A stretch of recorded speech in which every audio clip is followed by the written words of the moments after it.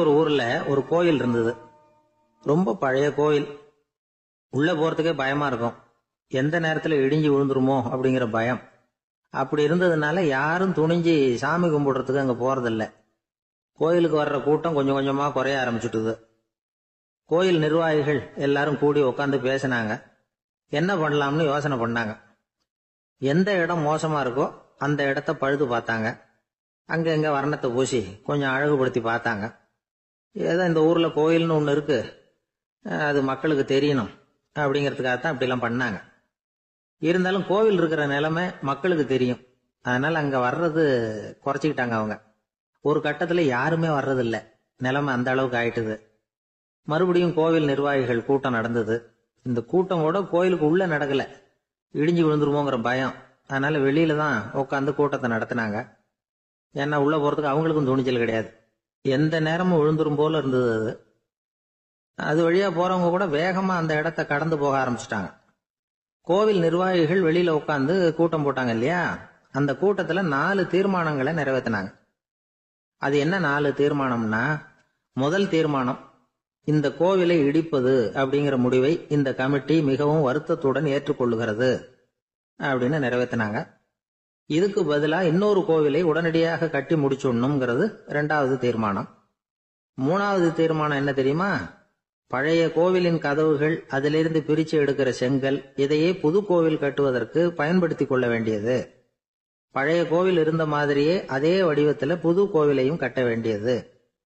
பழைய கோவிலின் அஸ்திவாரத்தை அப்படியே வச்சுக்கிட்டு அதுக்கு மேல நாம கோயிலை கட்டிக்க வேண்டியது. இதுதான் 3வது தீர்மானம். இதையும் கமிட்டி முழு மனசோட ஏத்துக்கிட்டது. இது வரைக்கும் சரி. இப்ப அந்த கமிட்டி 4வதா ஒரு முக்கியமான தீர்மானத்தை கொண்டுகிட்டு வந்து அதையும் ஏகமனதா நிறைவேற்றி விட்டது.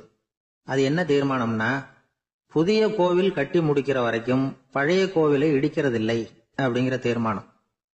எப்படி இருக்குது பாருங்க இது. பழசை இடிக்காத வரையில அதே இடத்துல புதுசா எப்படி கட்ட முடியும்? பல விஷயங்கள்ல நாம நடந்துகிற முறையும் இப்படிதான் இருக்குதான். வாழ்க்கையில முன்னேறணும்னு ஆசைப்படுவோம். அதே நேரத்துல அந்த முன்னேற்றத்துக்கு எது தடையா இருக்கோ அதை விட்டு விடுறதுக்கும் மனசு வராது. வெளிநாட்டுல ஒரு பெரிய விருந்து நடந்துகிட்டு இருந்துதான். எல்லாரும் மது கோப்பையும் கையுமா அலைஞ்சுகிட்டு இருக்கிறாங்க. ஒருத்தர் மட்டும் கையில எதுவும் இல்லாம ரொம்ப நல்ல பிள்ளையா சாதுவா ஒரு ஓரமா தனியா உட்கார்ந்துருக்கிறார். அவர்கிட்ட நெருங்கி வாங்க மது சாப்பிடலாம் அப்படின்னு கூப்பிட்டாங்களாம். என்ன வற்புறுத்தாதீங்க, நான் என் மனசுக்குள்ள உறுதியா தீர்மானம் பண்ணிவிட்டேன் அப்படின்னாராம். என்ன தீர்மானம் பண்ணிருக்கீங்க அப்படின்னு கேட்டிருக்காங்க. ஏற்கனவே முழு போதையில் இருக்கும் பொழுது மறுபடியும் மது கோப்பையை தொடரதில்லை அப்படின்னு தீர்மானம் பண்ணிருக்கேன் அப்படின்னாராம். நாட்டுல நல்லவங்க ஒருத்தர் 2 பேர் இருக்கிறதுனால தாங்க மழையே பெய்யுது அப்படின்னு சொல்றது உண்டு. நல்லார் ஒருவர் உளரேல் அவர் பொருட்டு எல்லாருக்கும் பெய்யும் மழை. சில சமயம் ரொம்ப பேர் திடீர்னு நல்லவங்களா ஆயிடுவாங்க போல இருக்கு. அதனாலதான் விடாம பேய் மழையா கொட்டி தீர்த்துடுது. எல்லாரும் நல்லவங்களாயிட்டா உலகமே தாங்காது போல இருக்க. அப்பப்ப ஒருத்தர் 2 பேர் நல்லவங்களாகணும். அப்பதான் சீரா மழை பெய்யும். மாசத்துக்கு 3 பேர் நல்லவங்களானா மாதம் மும்மாரி பொழியும். இதெல்லாம் வேடிக்கை பேச்சு. இப்போ இதெல்லாம் ஒரு பக்கம் இருக்கட்டும். இப்போ விஷயத்துக்கு வருவோம். ஒரு கும்பல்ல நல்லவன் யாரு அப்படிங்கறத எப்படி கண்டுபிடிக்கிறது? இதுக்கு ஒரு வேடிக்கை கதை உண்டு. என்னுடைய நண்பர் ஒருத்தருக்கு அவங்க பாட்டியம்மா சொன்ன கதையா அது. அது என்ன கதைன்னா, ஒரு ஊர்ல ஒரு சமயம் பலமான மழை பெய்ய ஆரம்பிச்சுட்டுதான். இடி மின்னல் ரொம்ப கடுமையா இருந்திருக்குது. ஆரம்பிச்ச மழை வர வர கடுமையா ஆகிட்டு இருக்குதே தவிர நிக்கிற பாடா தெரியல. ஊர் ஜனங்கள்லாம் பார்த்தாங்க. இதுக்கு மேலேயும் வீட்டு உள்ள இருந்தா ஆபத்துங்கிறத புரிஞ்சுக்கிட்டாங்க. ஏன்னா வீடெல்லாம் இடிஞ்சு விழுந்துருமோங்கிற பயம். உடனே எல்லாரும் புறப்பட்டு ஊருக்கு பொதுவா இருந்த ஒரு மண்டபத்துல போய் தங்கிக்கிட்டாங்க. மின்னல் கடுமையா இருந்தது. இடி எந்த நேரத்திலையும் விழலாம்ங்கிற நிலைமை. எப்போ விழலாம்னு பார்த்துக்கிட்டு இருக்குது. அந்த மண்டபத்துல இருந்த ஜனங்கள் மனசுக்குள்ள ஒரு பயம். நம்ம கூட்டத்துல யாராவது ஒரு கெட்டவன் பாவம் பண்ணவன் இருந்தா கூட இடி வந்து இந்த மண்டபத்துல விழுந்துரும், அது எல்லாருக்கும் ஆபத்து அப்படின்னு நினைச்சாங்க. சரி, இதுக்கு என்ன பண்ணலாம் அப்படின்னு யோசனை பண்ணாங்க. அந்த கூட்டத்துல ஒரு பெரியவர் இருந்தார். அவரு ஒரு யோசனை சொன்னார். இதோ பாருங்க, அதுக்கு ஒரு வழி இருக்கு. அதோ எதிர்த்தாப்புல கொஞ்சம் தூரத்துல ஒரு உயரமா மரம் ஒண்ணு இருக்கு பாருங்க. பொதுவா இடி வந்து சுலபமா விழறது அது மாதிரி உயரமான மரத்துல தான். நம்ம கூட்டத்துல இருக்கிறவங்க எல்லாரும் ஒவ்வொருத்தரா போய் அந்த மரத்தை தொட்டு விட்டு திரும்பி வந்துடணும். நம்மள பாவம் பண்ணவன் யாரோ அவன் அந்த மரத்தை தொடுற சமயத்துல இடி விழுந்துரும். அவன் மட்டும் போயிடுவான். மண்டபத்துல இருக்கிற நாமெல்லாம் பொழைச்சிக்கலாம். அப்படின்னு ஐடியா கொடுத்தாரு அந்த பெரியவர்.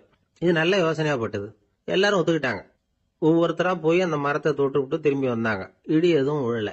இன்னமும் பாவம் பண்ண ஆசாமி அதை போய் தொடல போல இருக்கு அப்படின்னு நினைச்சுக்கிட்டாங்க. ஒவ்வொருத்தரா போறாங்க. எல்லாரும் போய் தொட்டுவிட்டு வந்தாச்சு. இன்னும் ஒரே ஒரு ஆசாமி தான் பாக்கி. கடைசியா இருந்த அந்த ஆள் பயந்துட்டான். இது வரைக்கும் இடி விழலைன்னா இப்ப என்ன அர்த்தம்? இப்ப நாம தான் பாக்கி, நாம தான் தப்பு பண்ண ஆள் போல இருக்கு அப்படின்னு நினைச்சுட்டான். அதனால துணிச்சலா போய் தொடுறதுக்கு பயந்தான். தயங்கிக்கிட்டே இருந்தான். இருந்தாலும் மற்றவங்க எல்லாம் சும்மா இருப்பாங்களா? கட்டாயப்படுத்தி கழுத்தை பிடிச்சி தள்ளாத குறையா அவனை தள்ளி விட்டாங்க. போய் தொட்டுட்டு வாடான்னு. அவன் நடுங்கிட்டே போய் அந்த மரத்தை தொட்டான். அதே வினாடி ஒரு பயங்கரமான மின்னல் இடி விழுந்துட்டுது. எங்க விழுந்தது தெரியுமா? அந்த ஆள் மேல இல்ல, மண்டபத்துல விழுந்தது. மண்டபத்துல இருந்தவங்க பூரா காலி. அந்த ஒரு ஆள் மட்டும் பொழைச்சிக்கிட்டான். இந்த ஒரு ஆளை காப்பாத்துறதுக்காக தான் இடி வந்து மண்டபத்துல விழாம இருந்திருக்குது. இதுதான் கதை. அதனால நல்லவங்க எப்படியும் தப்பிச்சுக்குவாங்க அப்படிங்கிறது ஒரு நீதி. ஒருத்தன் அப்படிதான் தெருவில் நடந்து போய்கிட்டு இருந்தான். ரொம்ப நல்லவன். எதிரில் ஒருத்தன் சைக்கிள்ல வந்துகிட்டு இருந்தான். அதுல மோதி இவன் கீழே விழுந்துட்டான். சைக்கிள்காரன் உடனே இறங்கி இவனை தூக்கி விட்டான். இவன் எழுந்திரிச்சு அவனை முறைச்சி பார்த்தான். அப்படி பார்க்காதீங்க சார், நீங்க ரொம்ப புண்ணியம் பண்ணிருக்கீங்க, அதுதான் இப்போ வந்து சைக்கிள்ல மோதிக்கிட்டீங்க அப்படின்றான். என்ன அப்படி சொல்றேன் நானா? இவன் 10 நிமிஷத்துக்கு முன்னாடி நான் லாரி ஓட்டிட்டு வந்தேன், அப்போ நீங்க எதிரில் வந்திருந்தீங்கன்னா என்ன ஆயிருக்கும் அப்படின்னானா அவன். ஊர்ல ஒரு சிற்பி இருந்தார். சிற்பின்னா அவர் ரொம்ப திறமை உள்ளவர். அதாவது எங்கேயாவது ஒரு கல்லு கிடந்தா போதும், அதை அப்படியே எடுத்துட்டு வருவார். கொஞ்ச நாள் கழிச்சு அவர் இடத்துக்கு போய் பார்த்தா அழகா ஒரு சிற்பம் உட்கார்ந்துருக்கும்.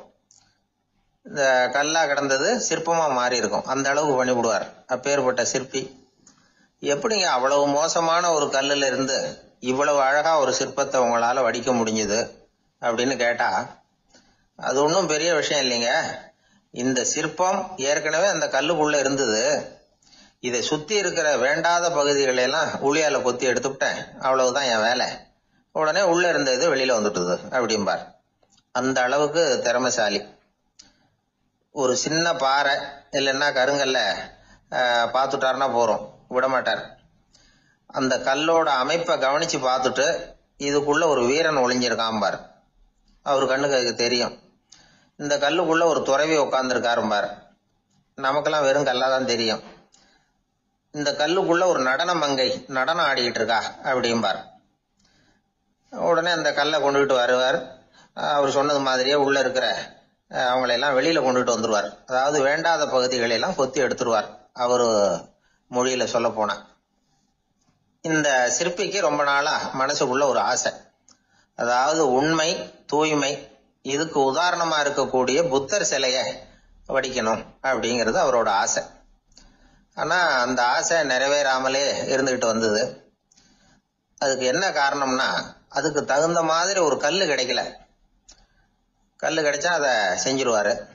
ரொம்ப காலமா அங்கங்க தேடி அலைஞ்சார். இந்த புத்தர் சிலை வடிக்கிறதுக்கு பொருத்தமா ஒரு கல்லு கிடைக்குமா அப்படின்னு சொல்லி கண்ணுல படுற கல்லையெல்லாம் உத்து உத்து பார்ப்பார். உள்ள புத்தர் இருக்காரான்னு கவனிப்பார். இருக்கிற மாதிரி எதுவும் தெரியல அவர் கண்ணுக்கு. சரி, இதுக்கு என்ன செய்யலாம்னு யோசனை பண்ணார். நேரா ஒரு புத்த மடாலயத்துக்கு போனார். அங்க இருக்கிற ஒரு புத்த துறவியை சந்திச்சார். அவர்கிட்ட விசாரிச்சார், சுவாமி, புத்தரின் தூய்மை ஒளிஞ்சிருக்கிற அந்த கல் எங்க கிடைக்கும் அப்படின்னார். அந்த கல் இருக்கிற இடம் எதுன்னு இன்னமும் உங்களுக்கு தெரியலையா அப்படின்னு கேட்டார் துறவி. இல்லைங்க, அதுக்காகத்தான் அலைஞ்சிட்டு இருக்கிறேன் அப்படின்னாரு இவரு. சரி, கவலைப்படாதீங்க, என் கூட வாங்க காட்டுறேன் அப்படின்னு அழைச்சிட்டு போனார். எங்க போனார்னா, அந்த மடாலயத்தின் பின்பக்கம் போனாங்க. 2 பேரும் போனாங்க. அங்க போய் பார்த்தா அங்க ஒரு கிணறு இருந்தது. என்ன அது, நாம கேட்டது கல்லு, இவர் அழைச்சிட்டு வந்து காட்டுறது கிணறு அப்படின்னு இவருக்கு சந்தேகம். ஒரு மாதிரியா பார்த்தார். அவரு சொன்னார், துறவி எட்டி பாருங்க உள்ள அப்படின்னாரு. கிணறுக்குள்ள என்ன இருக்கும்னு இவருக்கு தெரியாதா? இருந்தாலும் அவர் சொல்றாரு அப்படின்னு சொல்லி எட்டி பார்த்தார். பார்த்தா அதுல தண்ணி இருந்தது. அந்த தண்ணியில தன்னோட உருவம் தெரிஞ்சுது. இப்ப அந்த புத்த ஞானி சொன்னார், துறவியாரே, புத்தரை நாம தான் ஒளிச்சு வச்சிருக்கிறோம், நமக்குள்ளதான் அவர் மறைஞ்சிருக்கிறார். அவரை அடையாளம் தெரியாதபடி மூடி இருக்கிறது எது தெரியுமா? நம்ம கிட்ட இருக்கிற கோபம், போலித்தனம், பதட்டம், ஆசை, இதெல்லாம் தான். அறிவு அப்படிங்கிற ஒளியால அதையெல்லாம் செதுக்கி எடுத்துட்டோம்னா அந்த அழகான புத்தர் வெளியில வந்துருவார் அப்படின்னு சொன்னார் துறவி. அதனால நமக்குள்ள இருக்கிற நம்மள நமக்கே அடையாளம் தெரியல அப்படிங்கிறது தான் உண்மை. இந்த உண்மையான மனிதன் உள்ளே இருக்கிறான். இவர் கல்லை பார்த்துட்டு உள்ள யார் இருக்காங்கிறது அவருக்கு தெரிஞ்சது சிற்பிக்கு.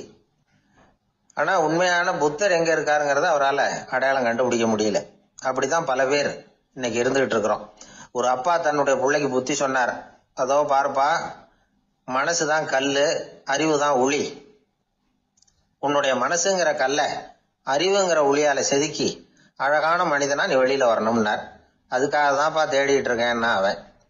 மனசுங்கிற கல்லை தேடிக்கிட்டு இருக்கிறியா அப்படின்னு கேட்டார். இல்லப்பா, அறிவுங்கிற ஒளி எங்க இருக்குன்னு தெரியல எனக்கு, அதை தான் தேடிக்கிட்டு இருக்கிறேன் அப்படின்னு நானா. அதனால அறிவை தேடிக்கிட்டு இருக்கிறவன் என்னைக்கு உண்மையை கண்டுபிடிக்க போறான்? அதையே கண்டுபிடிக்க முடியலங்கும் பொழுது, அதனால நாம் யார் அப்படிங்கறது நமக்கு அடையாளம் தெரியணும்.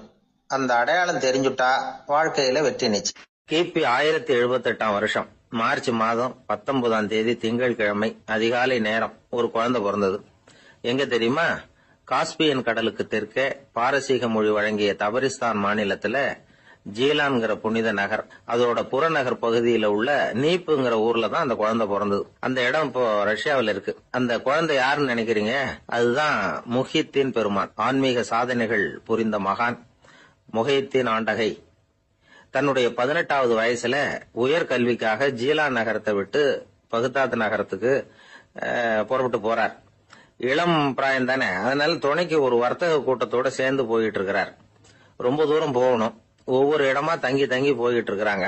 ஒரு இடத்துல ஒரு கொள்ளை கூட்டம் பயங்கரமான ஆயுதங்களோட அவங்கள வழிமறிச்சுட்டுது. அந்த வர்த்தக கூட்டம் வச்சிருந்த பொருள்களை எல்லாம் அவங்க பறிச்சு விடுறாங்க. இவங்களும் பயந்துகிட்டு இருந்தது எல்லாத்தையும் அவங்க கிட்ட கொடுத்து விடுறாங்க. முஹித்தீன் ஆண்டகை மட்டும் இதையெல்லாம் பார்த்துக்கிட்டு தனியா ஒதுங்கி நிக்கிறார். ஒரு 18 வயசு பையன் மட்டும் இப்படி தனியா அநாத சிறுவன் மாதிரி நின்றுட்டு இருக்கிறத அந்த கொள்ளை கூட்டத்துல இருந்த ஒருத்தன் பாக்குறான். கிட்ட நெருங்கி வர்றான். அலட்சியமாவும் கிண்டலாவும் உங்ககிட்ட ஏதாவது இருக்குதா அப்படின்னு கேக்குறான். இவங்கிட்ட என்ன இருக்க போகுது அப்படிங்கிற நம்பிக்கையில அவன் அப்படி கேக்குறான்.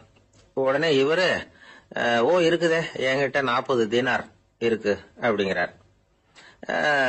இப்படி சொல்லியும் அந்த கொள்ளைக்காரனுக்கு நம்பிக்கை வரல. என்னடா அவன் விளையாடாத, பொய் சொல்லாத, உண்மையை சொல்லு அப்படிங்கிறான் அவன். உண்மையைத்தான் சொல்றேன், என்கிட்ட 40 தீனார் இருக்கு அப்படிங்கிறார் இவர். எங்க வச்சிருக்கிற அப்படின்னு கேக்குறான். சட்டையின் விழாப்புறத்துல உள்ள பகுதியில அதை வச்சு தச்சிருக்கிறாங்க அப்படின்னு உண்மையை சொல்றார். உடனே கொள்ளை கூட்ட தலைவன் அதை கத்தியால கீறிப்பார் அப்படின்னு உத்தரவு போடுறான். அந்த சட்டையை கிழிக்கிறாங்க. உள்ள இருந்து 40 பொற்காசுகளும் பொல பொலன்னு கீழே கொட்டுச்சு. அதை பார்த்த உடனே அந்த கொள்ளை கூட்ட தலைவன் மலைச்சு போய் நின்னுட்டான். காசை பார்த்துட்டு அவன் மலைச்சு போல, பொய் பேசாத அந்த பையனோட நேர்மையை பார்த்துட்டு அவன் அப்படி நின்னான். மெதுவா அந்த பையன் கிட்ட வந்தான். ஏன்பா, நீ என்ன பணக்கார குடும்பமா அப்படின்னு கேட்டான். அப்படிலாம் இல்ல, எனக்கு அப்பா இல்ல, அம்மா மட்டும்தான் உண்டு. எங்க அப்பா எனக்குன்னு விட்டு போன சொத்தே இந்த 40 தீனார் தான் அப்படின்னாரு இவர். அப்படி இருந்துமா உண்மை பேசணும்னு ஆசைப்பட்டேன். என்கிட்ட ஒண்ணும் இல்லைன்னு ஒரு வார்த்தை சொன்ன உன்னை விட்டுருப்போமே அப்படின்னா அவன். அப்படி இல்லைங்க, நான் இறைவன் திருநாமத்தை அறியக்கூடிய கல்வி ஞானத்துக்காக இப்ப போயிட்டு இருக்கிறேன். இறைவன் திருநாமத்தை உச்சரிக்க வேண்டிய நாவால பொய் பேசக்கூடாதுன்னு எங்க அம்மா சொல்லி இருக்கிறாங்க. அதனால நான் எப்பவுமே பொய் சொல்ல மாட்டேன் அப்படின்னு என்னுடைய தாய்க்கு வாக்கு கொடுத்திருக்கிறேன் அப்படின்னாரு அவர். முஹித்தீன் பெருமான் வார்த்தைகளை கேட்ட அந்த கொள்ளையர்கள் மனம் திருந்தி நல்லவங்களா ஆயிடுறாங்க. அந்த கொள்ளையர் தலைவன் பிற்காலத்துல ஒரு பெரிய மகான் ஆயிடுறார். பெரியவர்கள் வாழ்க்கையில நடக்கிற இது மாதிரி சம்பவங்கள் தான் நாம நல்ல விதமா வாழறதுக்கு துணையா இருக்கும். அந்த காலத்துல கொள்ளையர்களே பெரியவங்க செயலை பார்த்து மனம் திருந்தி இருக்கிறாங்க. இந்த காலத்துல யார் இப்படி இருக்கிறா? இந்த காலத்துல மகான் ஒருத்தரை பார்த்தேன், எனக்கு வேண்டியப்பட்ட மகான். ஏங்க நீங்களும் மகான் ஆகிறதுக்கு முன்னாடி கொள்ளை அடிச்சுட்டு இருந்தீங்களா அப்படின்னு கேட்டேன். அவர் மெதுவா கண்ணை திறந்து என்ன நிமிர்ந்து பார்த்தார். அப்படி இல்லப்பா, நான் கொள்ளை அடிக்கிறதுக்காகத்தான் மகானாவே ஆகி இருக்கிறேன் அப்படின்னு சொல்லிவிட்டு மறுபடியும் கண்ணை மூடிட்டார். ஒரு நாள் ஒரு 10-15 பள்ளிக்கூடத்து பிள்ளைங்க தேடிட்டு வந்தாங்க. உங்களை பார்த்துட்டு தான் போகணும், அதுக்காக தான் வந்திருக்கோம்னாங்க. என்ன விஷயம்னு கேட்டோம். நாங்கள்லாம் கூடி ஒரு முடிவு பண்ணியிருக்கிறோம், அதை உங்ககிட்ட சொல்லணும் அப்படின்னாங்க. அதுவும் ஒரு வாண்டு பையன் அதை சொன்னான். என்ன முடிவு அது அப்படின்னு கேட்டோம் ரொம்ப ஆர்வமாக. அதை இப்போ சொல்ல மாட்டோம், எங்களுக்கு பிடிக்கிற மாதிரி ஏதாவது ஒரு தகவல் சொன்னால் அதுக்கப்புறம் நாங்கள் அதை சொல்கிறோம் அப்படின்னா அந்த வாண்டு பையன். சரி, சின்ன பையன்கிட்ட இன்னைக்கு வசமாக மாட்டிக்கிட்டோம் அப்படின்னு நினச்சிக்கிட்டு அவங்களுக்கு தகுந்த மாதிரி ஒரு கதை சொல்ல ஆரம்பித்தோம். அது என்ன கதைன்னா, ஒரு பெரிய காடு, அதில் பலவிதமான மிருகங்கள். அந்த காட்டுக்கு ஒரு சிங்கம் தான் ராஜா. எப்பவும் காட்டுக்கு அதுதானே ராஜா. ஒரு பெரிய யானைக்கு இது பொறுக்கலை. என்ன இது, எப்போ பார்த்தாலும் இங்கே சிங்கத்துக்கே ராஜா பதவி கிடைக்குது, நான்லாம் எவ்வளவு பலசாலியாக இருக்கிறேன், அப்படி இருந்தும் எனக்கு அந்த பதவி கிடைக்கலையே அப்படின்னு தனக்குள்ளே பொறுமிக்கிட்டே இருந்தது. ராஜா பதவியை நினச்சி ரொம்ப ஏக்கம், அதுக்கு பதவி மோகம். இந்த சமயம் பார்த்து ஒரு குள்ள நெறி கூட்டம் அதை தேடிட்டு வந்தது. ஐயா பெரியவங்களே, நீங்கள் இந்த காட்டுக்கு ராஜாவாக இருக்க ஆசைப்படுறீங்க, அதில் ஒன்றும் தப்பு இல்லை. ஆனால் அதுக்கு முன்னாடி நீங்கள் எங்கள் கூட்டத்துக்கு கொஞ்ச நாள் தலைவராக இருங்க, அதாவது ராஜாவாக இருங்களேன், உங்களுக்கும் ஒரு ட்ரைனிங் கிடைச்சது மாதிரி இருக்கும் அப்படின்னு சொல்லியிருக்குது இந்த கூட்டம், குள்ள நெறி கூட்டம். இதை கேட்ட உடனே யானைக்கு ரொம்ப சந்தோஷம் தாங்கலை. அதுதான் எப்போன்னு பதவிக்காக காத்துக்கிட்டு இருக்குதே. இருந்தாலும் கொஞ்சம் பிகுவோட, சரி நீங்கள்லாம் இவ்வளவு தூரம் என்ன தேடிட்டு வந்து கேட்கறதுனால மறுக்க முடியல அப்படின்னு ரொம்ப ஏதோ அவளுக்கு சிரமப்பட்டு ஒத்துக்கிறது மாதிரி ஒத்துக்கிட்டது. ஏதோ உங்கள் ஆசைக்கு கட்டுப்படுறேன், கொஞ்ச நாள் உங்கள் கூட்டத்துக்கு ராஜாவாக இருக்கிறதுக்கு சம்மதிக்கிறேன் அப்படின்னுது. உடனே அந்த யானை ராஜ நட போட ஆரம்பிச்சுட்டுது. யானை சாதாரணமாக நடந்தாவே எப்படி இருக்குங்கிறது நமக்கு தெரியும். அதுவே ராஜ நட நடந்தால் எப்படி இருக்கும் கற்பனை பண்ணி பாருங்கள். யானை முன்னாடி கம்பீரமாக போய்கிட்டு இருக்குது, தலைவர் இல்லையா, அதனால் குள்ள நரிகள்லாம் ரொம்ப அடக்கமாக அது பின்னாடி அணிவகுத்து போயிட்டு இருக்குது. ராஜா வாழ்க, மன்னர் வாழ்க அப்படின்னு கோஷம் வேற. யானைக்கு தலைகால புரியல, அவ்வளவு சந்தோஷம். அந்த யானைக்கு செருக்கு, ஆணவம் எல்லாம் ஏற்பட்டு போச்சு.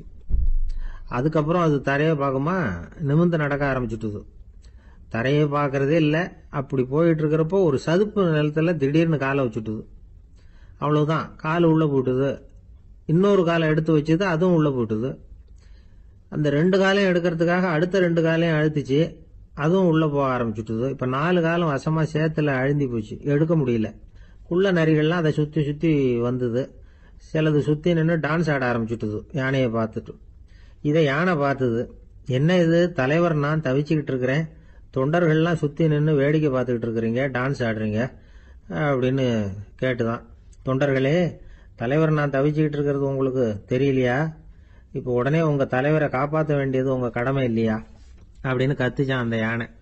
குள்ள நரிகள்ல ஒன்று முன்னாடி நின்று அந்த யானையை பார்த்துதான், தலைவரே எங்களுக்கு ரொம்ப நாளா ஒரு ஆசை, அந்த ஆசையை நிறைவேற்றிக்கிறதுக்காகத்தான் உங்களை எங்க தலைவரா ஏத்துக்கிறோம்னு சொன்னோம் அப்படின்னு தான். என்ன ஆசைன்னு கேட்டிருக்கு யானை. யானை கறி சாப்பிட்டு பார்க்கணுங்கிறது எங்களுக்கு ரொம்ப நாள் ஆசை, அது இன்னைக்கு தான் நிறைவேற போகுது அப்படின்னு தான் அந்த நரி. இதை கேட்ட உடனே அந்த யானை அப்படியே மூர்ச்சி ஆயிட்டு தான். நரிகள்லாம் அது மேலே ஏறி குதற ஆரம்பிச்சுட்டு தான். பதவி மேல இருந்த பேராசை அந்த பலசாலியான யானையையே மாட்டி விட்டுட்டு பாத்தீங்களா அப்படின்னு சொல்லி முடிச்சோம் இந்த கதையை அந்த சின்ன பிள்ளைங்க கிட்ட. சரிங்க, இப்ப நாங்க உங்களை தேடி வந்த விஷயம் என்னங்கறத சொல்லவா அப்படின்னா ஒரு வாண்டு பையன். சீக்கிரம் சொல்லு தம்பி, சஸ்பென்ஸ் தாங்கல அப்படின்னும். அவன் மெதுவா எங்களை பார்த்து சொல்றான், எங்களுக்கு கொஞ்ச நாள் நீங்க தலைவரா இருந்தா தேவல அப்படின்னு. ஒரு காட்டுல ஒரு முனிவர் இருந்தார். ஒரு நாள் அவரை தேடிட்டு 4 பேர் வந்தாங்க. சுவாமி, எங்களுக்கு ரொம்ப நாளா ஒரு சந்தேகம்னாங்க. என்னன்னு கேட்டார். இந்த உலகத்துல எவ்வளவோ காரியங்கள் நடக்குது, எது நியாயம் எது அநியாயம் அப்படின்னு புரிஞ்சுக்க முடியலன்னாங்க. அது யாராலையும் புரிஞ்சுக்க முடியாதுன்னார் முனிவர். வந்தவங்களுக்கு ஆச்சரியமா போச்சு, ஒரு மாதிரியா பார்த்தாங்க. இத முனிவர் கவனிச்சார். சரி புறப்படுங்க என்னோடன்னார். எங்கன்னு கேட்டாங்க. இப்போ உங்க 4 பேரையும் ஒரு புஷ்பக விமானத்துல அழைச்சிட்டு போறேன். இந்த உலகத்துல சர்வசாதாரணமா நடக்கக்கூடிய ஒரு காட்சியை உங்களுக்கு காட்ட போறேன். நீங்க பார்க்க போற அந்த காட்சி நியாயமா அநியாயமா அப்படிங்கறத என்கிட்ட சொல்லணும். நீங்க சரியான பதில் சொன்னா புஷ்பக விமானத்துல தொடர்ந்து பிரயாணம் பண்ணலாம். தவறான பதில் சொன்னா இந்த புஷ்பக விமானம் உங்களை கீழே தள்ளி விட்டுரும் அப்படின்னார். 4 பேருக்கும் பயம்தான், இருந்தாலும் முனிவர் கூப்பிடுறாரு அப்படின்னு சொல்லி புறப்பட்டாங்க. அவங்க எல்லாரும் புறப்பட்டு ஒரு காட்டு வழியா போயிட்டு இருக்கிறாங்க புஷ்பக விமானத்துல.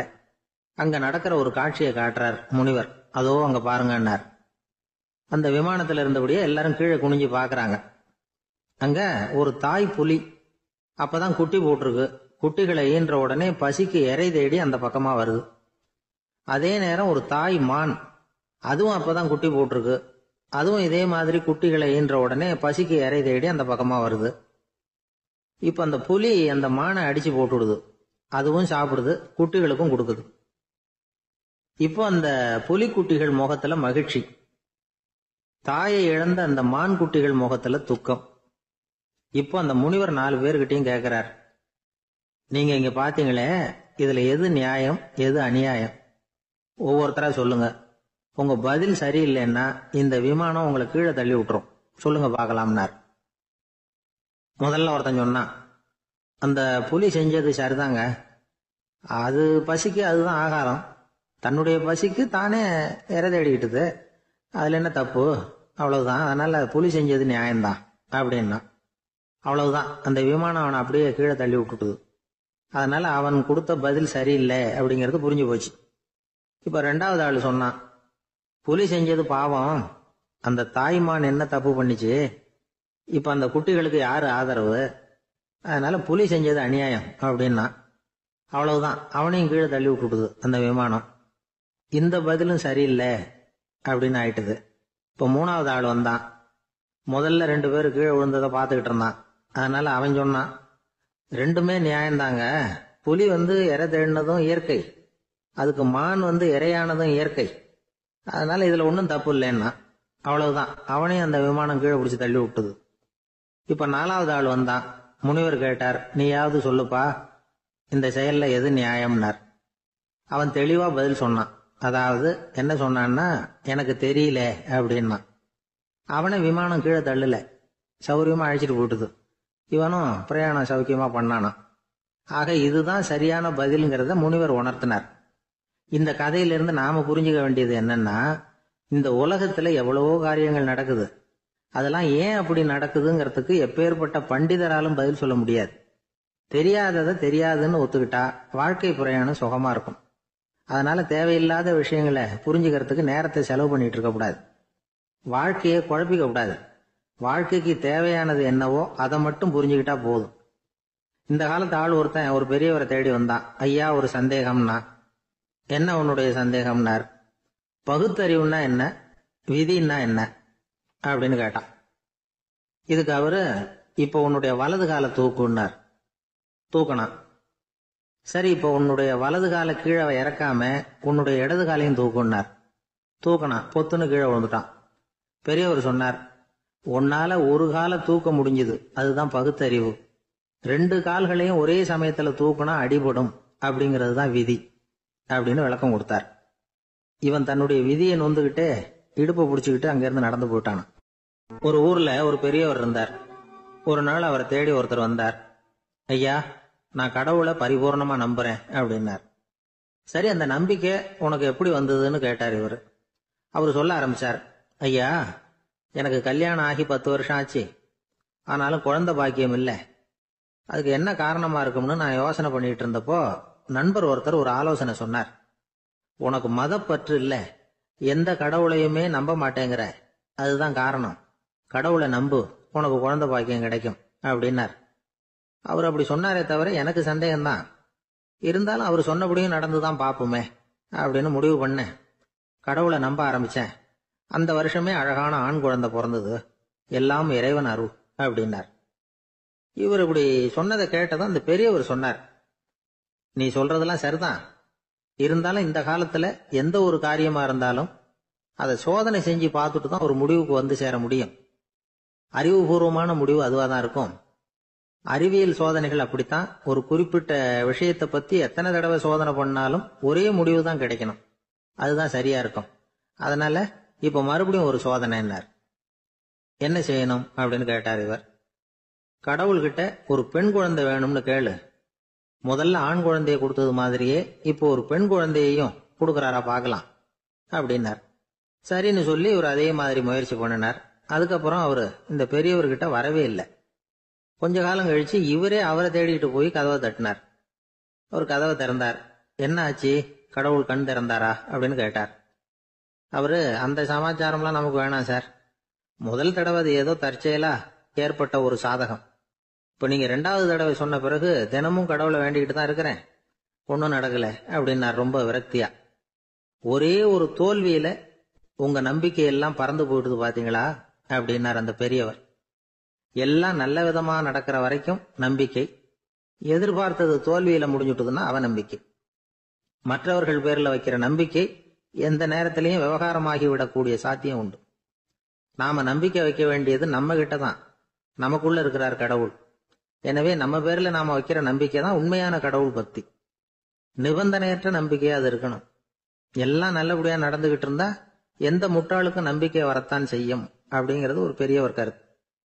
தியானத்தின் மூலமா தான் உனக்குள்ள ஆழமா தோண்டுனா உன்னுடைய அடி ஆழத்துல நம்பிக்கை அப்படி ஊற்றெடுக்கும், அதை பார்க்க முடியும் அப்படிங்கிறது பெரியவர்கள் சிந்தனை. ஒரு குழந்தை அப்பாவை பார்த்து என்னப்பா பண்றேன்னு கேட்டுதான். பிரார்த்தனை பண்ணிட்டு இருக்கிறேன்னாராம் அப்பா. பிரார்த்தனை பண்ணுனா என்ன கிடைக்கும் அப்படின்னு கேட்டுதான் குழந்தை. எல்லாம் கிடைக்கும் அப்படின்னாராம் அப்பா. நீ வச்சிருக்கிறிய பேனா அது கூட கிடைக்குமான்னு கேட்டுதான் குழந்தை. கிடைக்குமேன்னு இருக்கார். அப்படின்னா அந்த பேனாவை என்கிட்ட கொடுத்துரு, நீ பிரார்த்தனை பண்ணி வேற பேனா வாங்கிக்கோ அப்படின்னு தான் அந்த குழந்தை. ஒரு நண்பர் ஆனந்தமா சிகரெட் பிடிச்சிக்கிட்டு இருந்தார். இந்த பழக்கத்தை விட்டுவிடுங்களேன் அப்படின்னு சொல்லி பார்த்தோம். விட்டுடலாம்னு தான் பாக்குறேன், ஆனா முடியலையேன்னார். மனசு வச்சா எல்லாம் முடியும் அப்படின்னும். அவர் கொஞ்ச நேரம் யோசனை பண்ணார். அப்புறம் சொன்னார், சரி சார், இதுதான் நான் பிடிக்கிற கடைசி சிகரெட் அப்படின்னு சொல்லி ரொம்ப அழுத்தமா புகையை உள்ளுக்கு இழுத்தார். அதுக்கப்புறம் அந்த துண்டு சிகரெட்டை வீசி எறிஞ்சுட்டார். ஒருத்தர் இது மாதிரி தீர்மானம் பண்ணி தன்னுடைய கடைசி சிகரெட்டை தூக்கி எறிஞ்சுட்டாருன்னா அது ஒரு பெரிய விஷயம்தான். அதுக்கு பிறகு அவர் உடம்புல படிப்படியா என்னென்ன மாற்றங்கள் நடக்கும் அப்படிங்கறத பத்தி ஒரு விவர பட்டியலே வெளியிட்டு இருக்கிறாங்க. அது என்ன விவரம் தெரியுமா? ஒருத்தர் புகைப்பிடிக்கிற பழக்கத்தை நிறுத்துறாருன்னு வச்சுங்க. அப்படி அவர் நிறுத்தின 20 நிமிடங்களுக்குள்ள உயர் ரத்த அழுத்தம், உடல் வெப்பம், நாடி துடிப்பு இதெல்லாம் சரியான நிலைமைக்கு வந்துருதான். 8 மணி நேரத்துக்குள்ள இந்த ஸ்மோக்கர்ஸ் பிரீத் அப்படிங்கிற தன்மை மறைஞ்சிருதான். ரத்தத்துல உள்ள கார்பன் மோனாக்சைடு அளவு குறையுதான், ஆக்சிஜன் அளவு கூடுதான், சரியான அளவுக்கு வந்துருதான். ஒருத்தர் கடைசி சிகரெட்டை தூக்கி எறிஞ்சுட்டாருன்னா 24 மணி நேரத்துக்குள்ள மாரடைப்பு ஏற்படுறதுக்கான வாய்ப்பு குறைஞ்சுடுதான். 48 மணி நேரத்துக்குள்ள உணர்வு நரம்புகளின் முனைப்பகுதிகள் மறுபடியும் ஒன்னு சேர்ந்துருதான். அதனால நாக்கு சுவை உணர்வு, மூக்கின் முகரும் சக்தி இதெல்லாம் மேம்படுதான், நல்ல நிலைமைக்கு வந்துருதான். சிகரெட்டை நிறுத்தின 3 நாளுக்குள்ள மூச்சு விடுறது சுலபமாயிடுதான். இப்படி அவங்க பட்டியல் நிறைய சொல்றாங்க.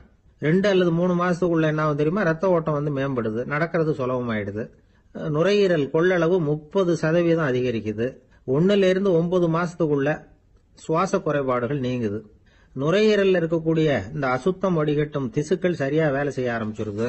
1 வருஷத்துக்குள்ள இந்த இதய அழுத்த நோய்க்கான வாய்ப்பு பாதியா குறைஞ்சிருது.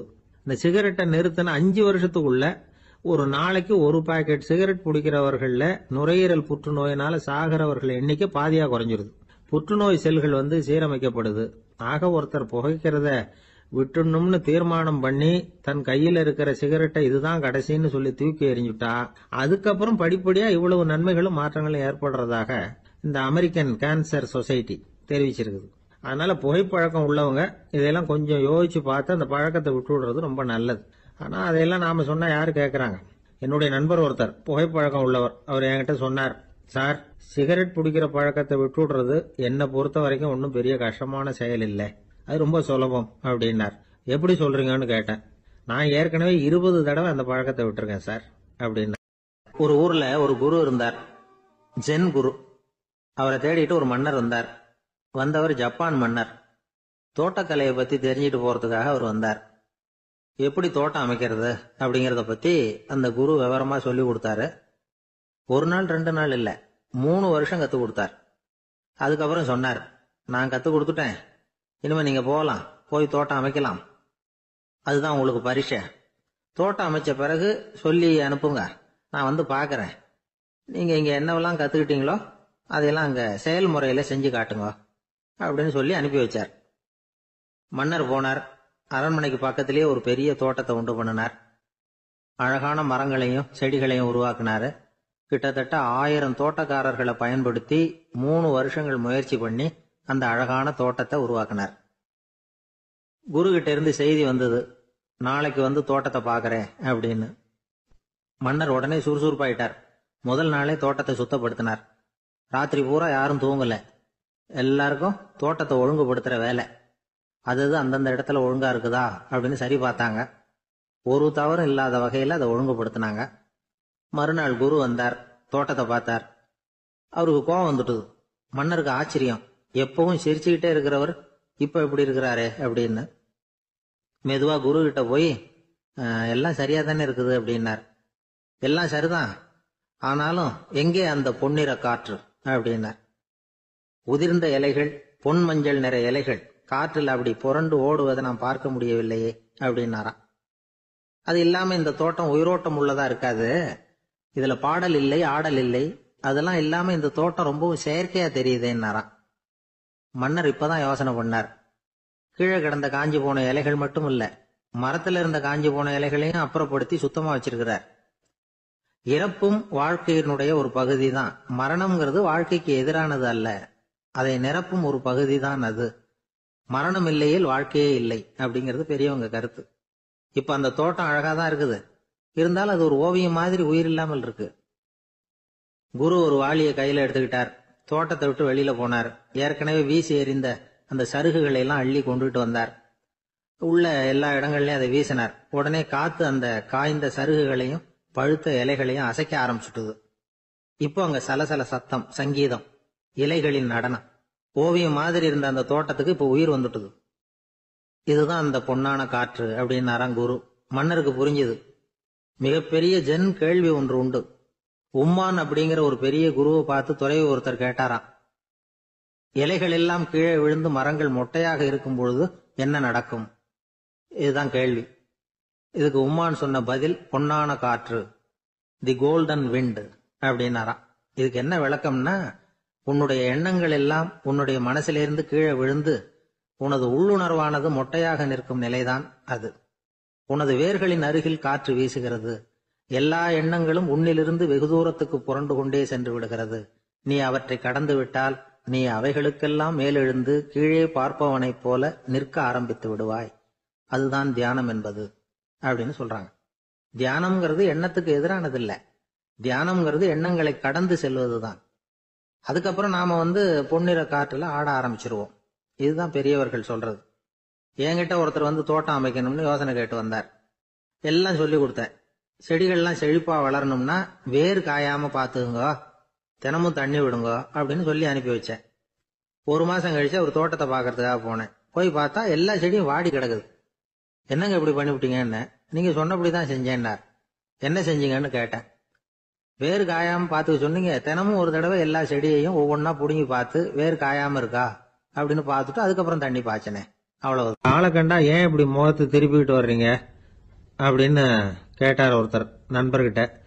எலெக்ஷன்ல அவன் எதிர்த்து நின்னவன் சார், என்ன அவன்கிட்ட நமக்கு என்ன பேச்சுவார்த்தை அப்படின்னாராம் ரொம்ப கோபமா இவர். சரி, அந்த ஆள் யாருன்னு கேட்டேன். என் கூட பிறந்த தம்பி தான் சார் அப்படின்னார் அந்த கோபம் குறையாமல். அதாவது நம்ம ஊர் நிலவரம் இப்படி, அதாவது அண்ணனும் தம்பியும் எதிர்த்து நிப்பாங்க தேர்தல்ல, ஒருத்தர் கண்டா பேசிக்கிறது இல்ல. ஆனா இங்கிலாந்துல எப்படி தெரியுமா, அங்க ஒரே மேடையில போட்டி போடுற 2 வேட்பாளர்களும் பேசுவாங்களாம், பட்டிமன்றம் மாதிரி. ஒருத்தர் முதல்ல எழுந்திருப்பார், நான் இந்த தேர்தலில் வெற்றி பெற்றால் என்னென்ன செய்வேன் அப்படின்னு சொல்லிவிட்டு உட்காருவார். அதுக்கப்புறம் அடுத்தவர் எழுந்திருப்பார், அவரு சொல்லுவார், நான் வெற்றி பெற்றா இந்த மக்களுக்கு என்னென்ன செய்வேன், இந்த நாட்டுக்கு என்னென்ன செய்வேன் அப்படிங்கறத சொல்லிவிட்டு உட்காருவார். 2 பேரும் ஒரே மேடையில பேசுவாங்க. மக்கள் 2 பேர் பேச்சையும் கேட்டுக்கிட்டு ஒரு முடிவுக்கு வருவாங்க. இதுதான் அங்க உள்ள பழக்கம். இங்க அப்படி இல்ல. இங்க ஒருத்தர் பார்த்தாவே முகத்தை திருப்பிக்கிறது.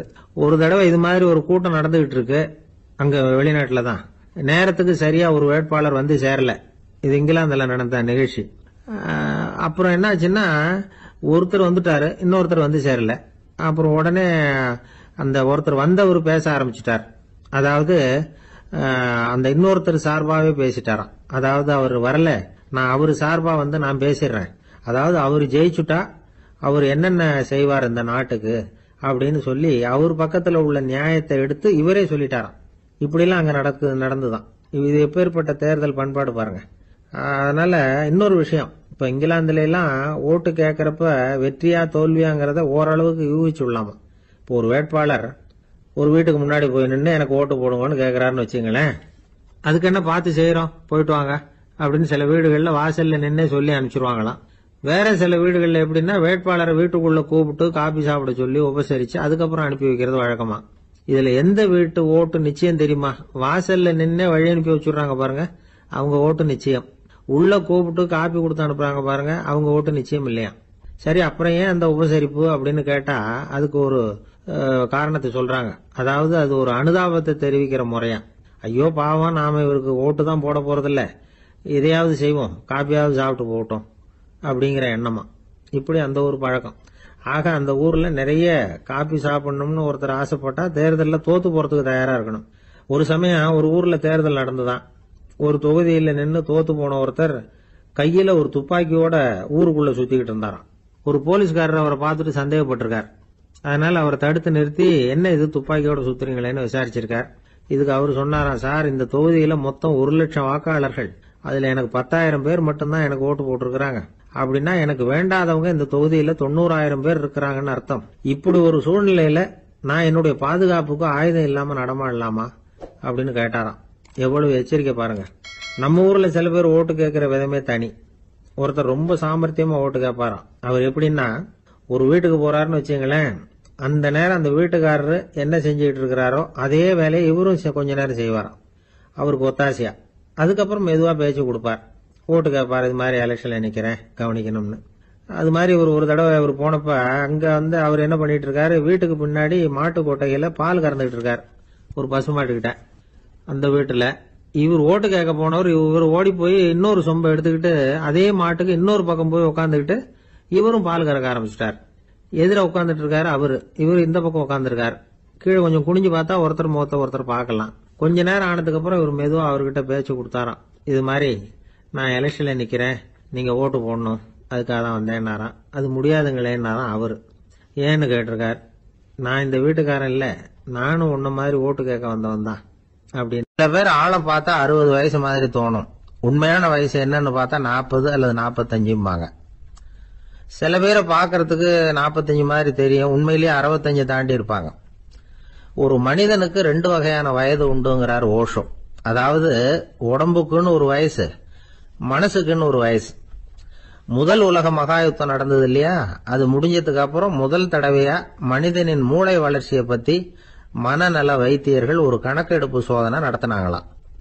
அது வரைக்கும் மனிதனுக்கு 2 வகையான வயது உண்டுன்னு யாரும் சிந்திச்சதே இல்லையா.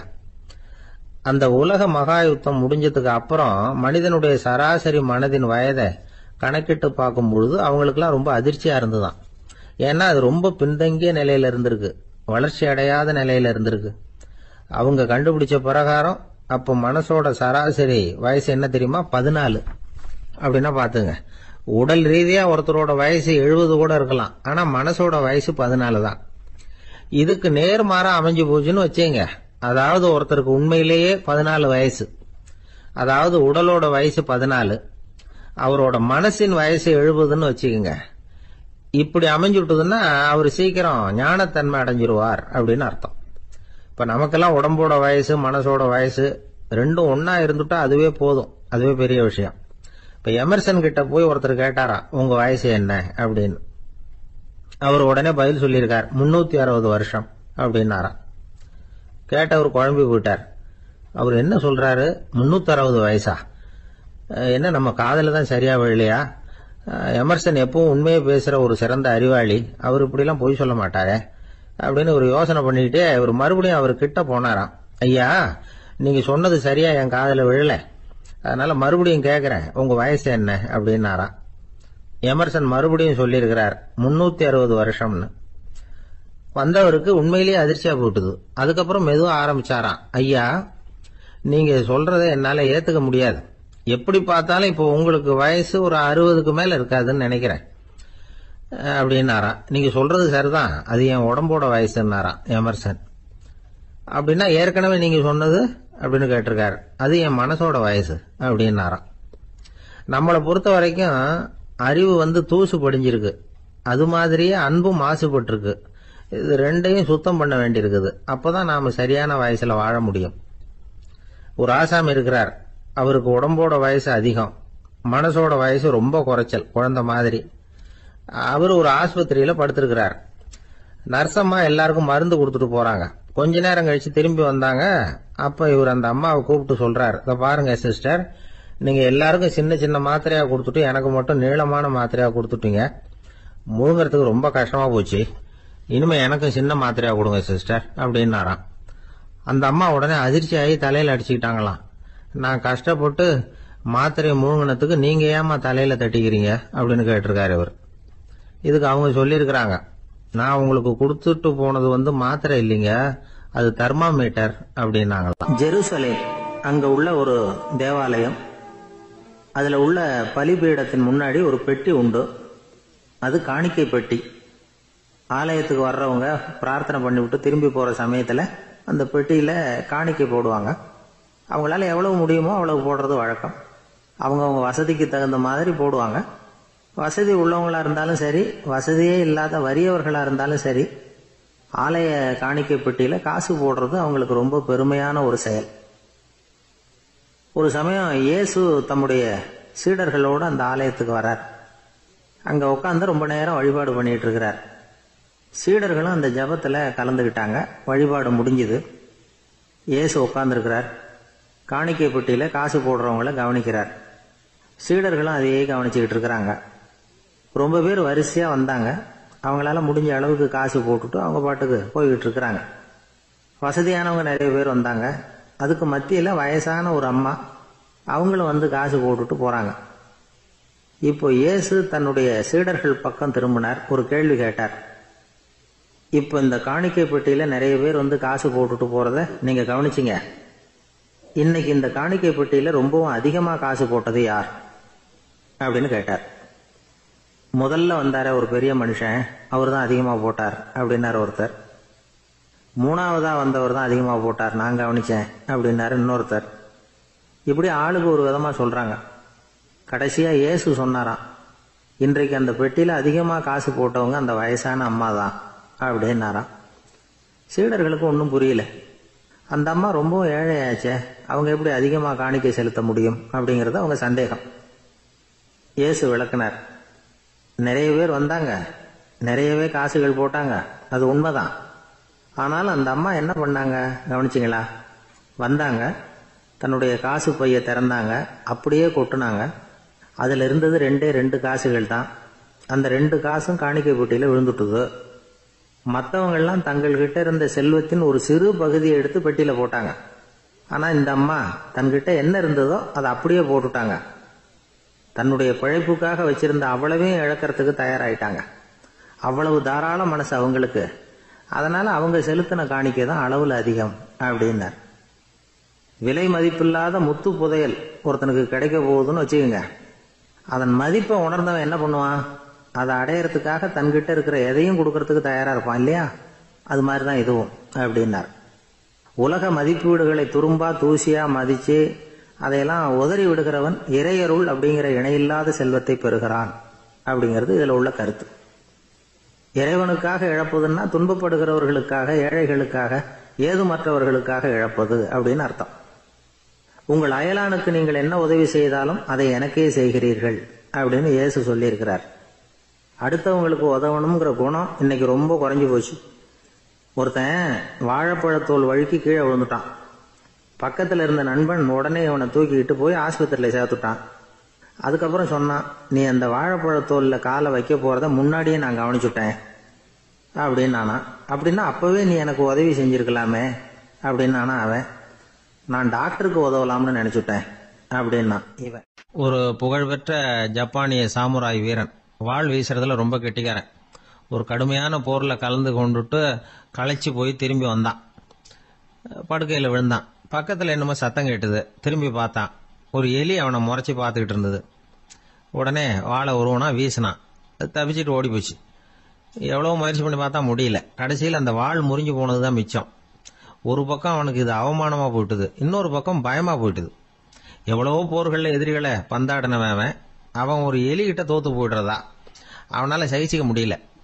மனைவி கிட்ட சொன்னான் இப்படி நடந்துட்டுதுன்னு. அவன் சிரிச்சா, உங்களுக்கு புத்தியே இல்லை, எலியை போய் யாராவது வாளால் வெட்டுவாங்களா அப்படின்னு அந்த அம்மா சொன்னதும், நீ என்ன சொல்றேன்னா, ஒரு பூனையை கொண்டுட்டு வந்துட்டா போதும், அதுக்கப்புறம் ஏன் எலி வரப்போகுது அப்படின்னு அந்த அம்மா.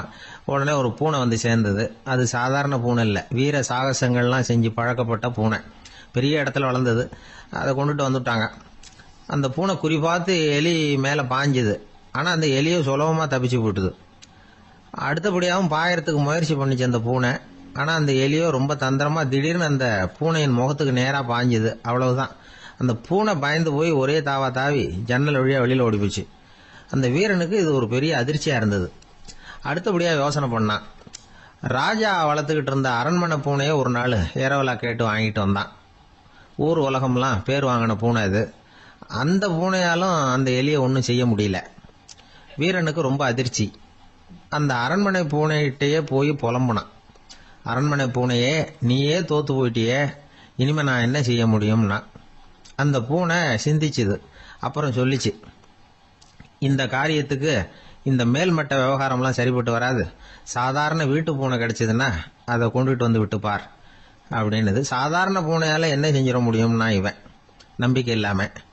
இப்போ அந்த அரண்மனை பூனை சொல்லிச்சு, பெரிய வீட்டு பூனையெல்லாம் நல்லா சாப்பிட்டு தூங்கி பழக்கப்பட்டிருக்கோம். அதுக்கெல்லாம் ராஜதந்திரம் தெரியும். ஆனால் எலி பிடிக்க தெரியாது. அதுக்கான வளர்ப்பும் இல்லை, பயிற்சியும் இல்லை. ஏன்னா அதுக்கெல்லாம் பசி கிடையாது. சாதாரண வீட்டு பூனை அப்படி இல்லை. பசிக்கு ஆகாரம் தேடி அலையும்.